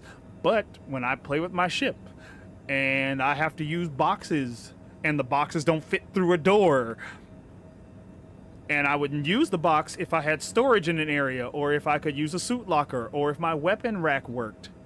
That's when it becomes like a major issue for me, because I'm like, just let me play in a way that is streamlined.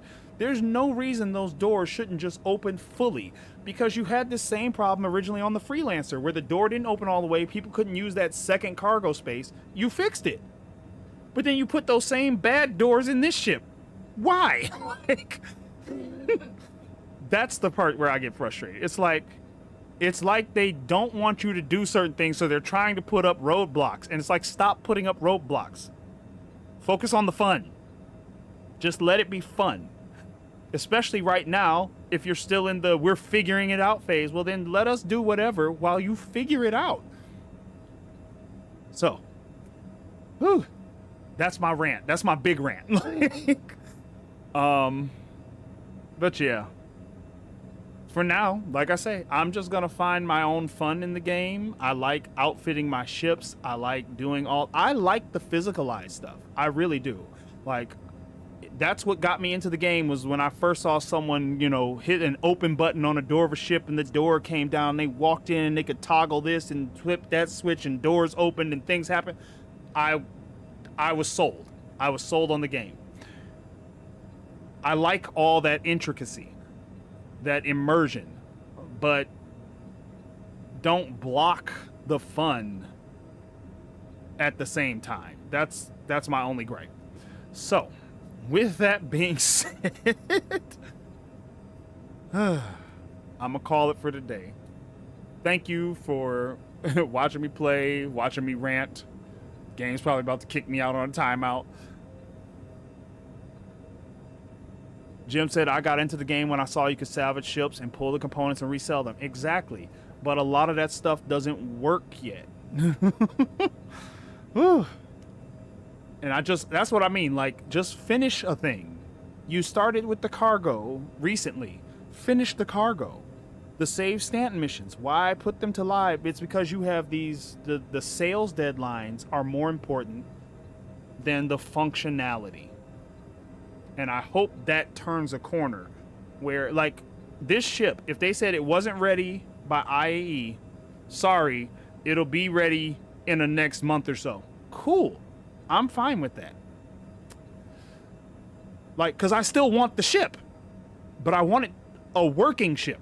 I want a working ship. So, yeah. Thank you for listening to my rant. Thank you for coming to my TED Talk. Hope you enjoyed the gameplay. We got to see some more of what this ship could do, which I really like this ship. I really do. This is probably going to be kind of my forever daily ship. because it fits my play style so well. It's a shoe-in fit. But yeah.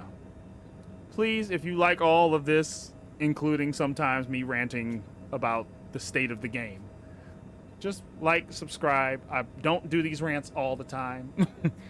This is once in a while. Most of the time, I just have fun. Bunkers, bounties, still trying to build up my rep. I'll get that figured out. And we'll see what happens, too, with the, well, when they eventually do the wipes. Like, when they do that wipe, there's supposed to be a wipe coming. I don't know if it's a full or partial, but whatever it is, I'm really kind of excited to see what the game's like past that point. When we have Pyro, when we can go check all this out. So please stick around. I can't say I'll always be streaming at this time. Matter of fact, this week, I'm going to have to work something out Thursday because I do have an appointment I cannot miss on Thursday. So we'll see how it goes. I'll try to keep you posted. I will update more in the Discord and on the YouTube channel. I will get better at that. I'm bad at the social media stuff, but I'm going to get better and try to get more updates out. But for the rest, please consider liking and subscribing. That way you don't miss any of those announcements. Let me see. Let me catch these last couple things. I'll fall out of my chair if Asa pulled out the whiteboard. do I? No, I don't have one. I think we're in store for more of the same performance as the game continues. That's what I think so too, Joe, sorry. That's what I think as well, Joe. I think we are in for more of the same.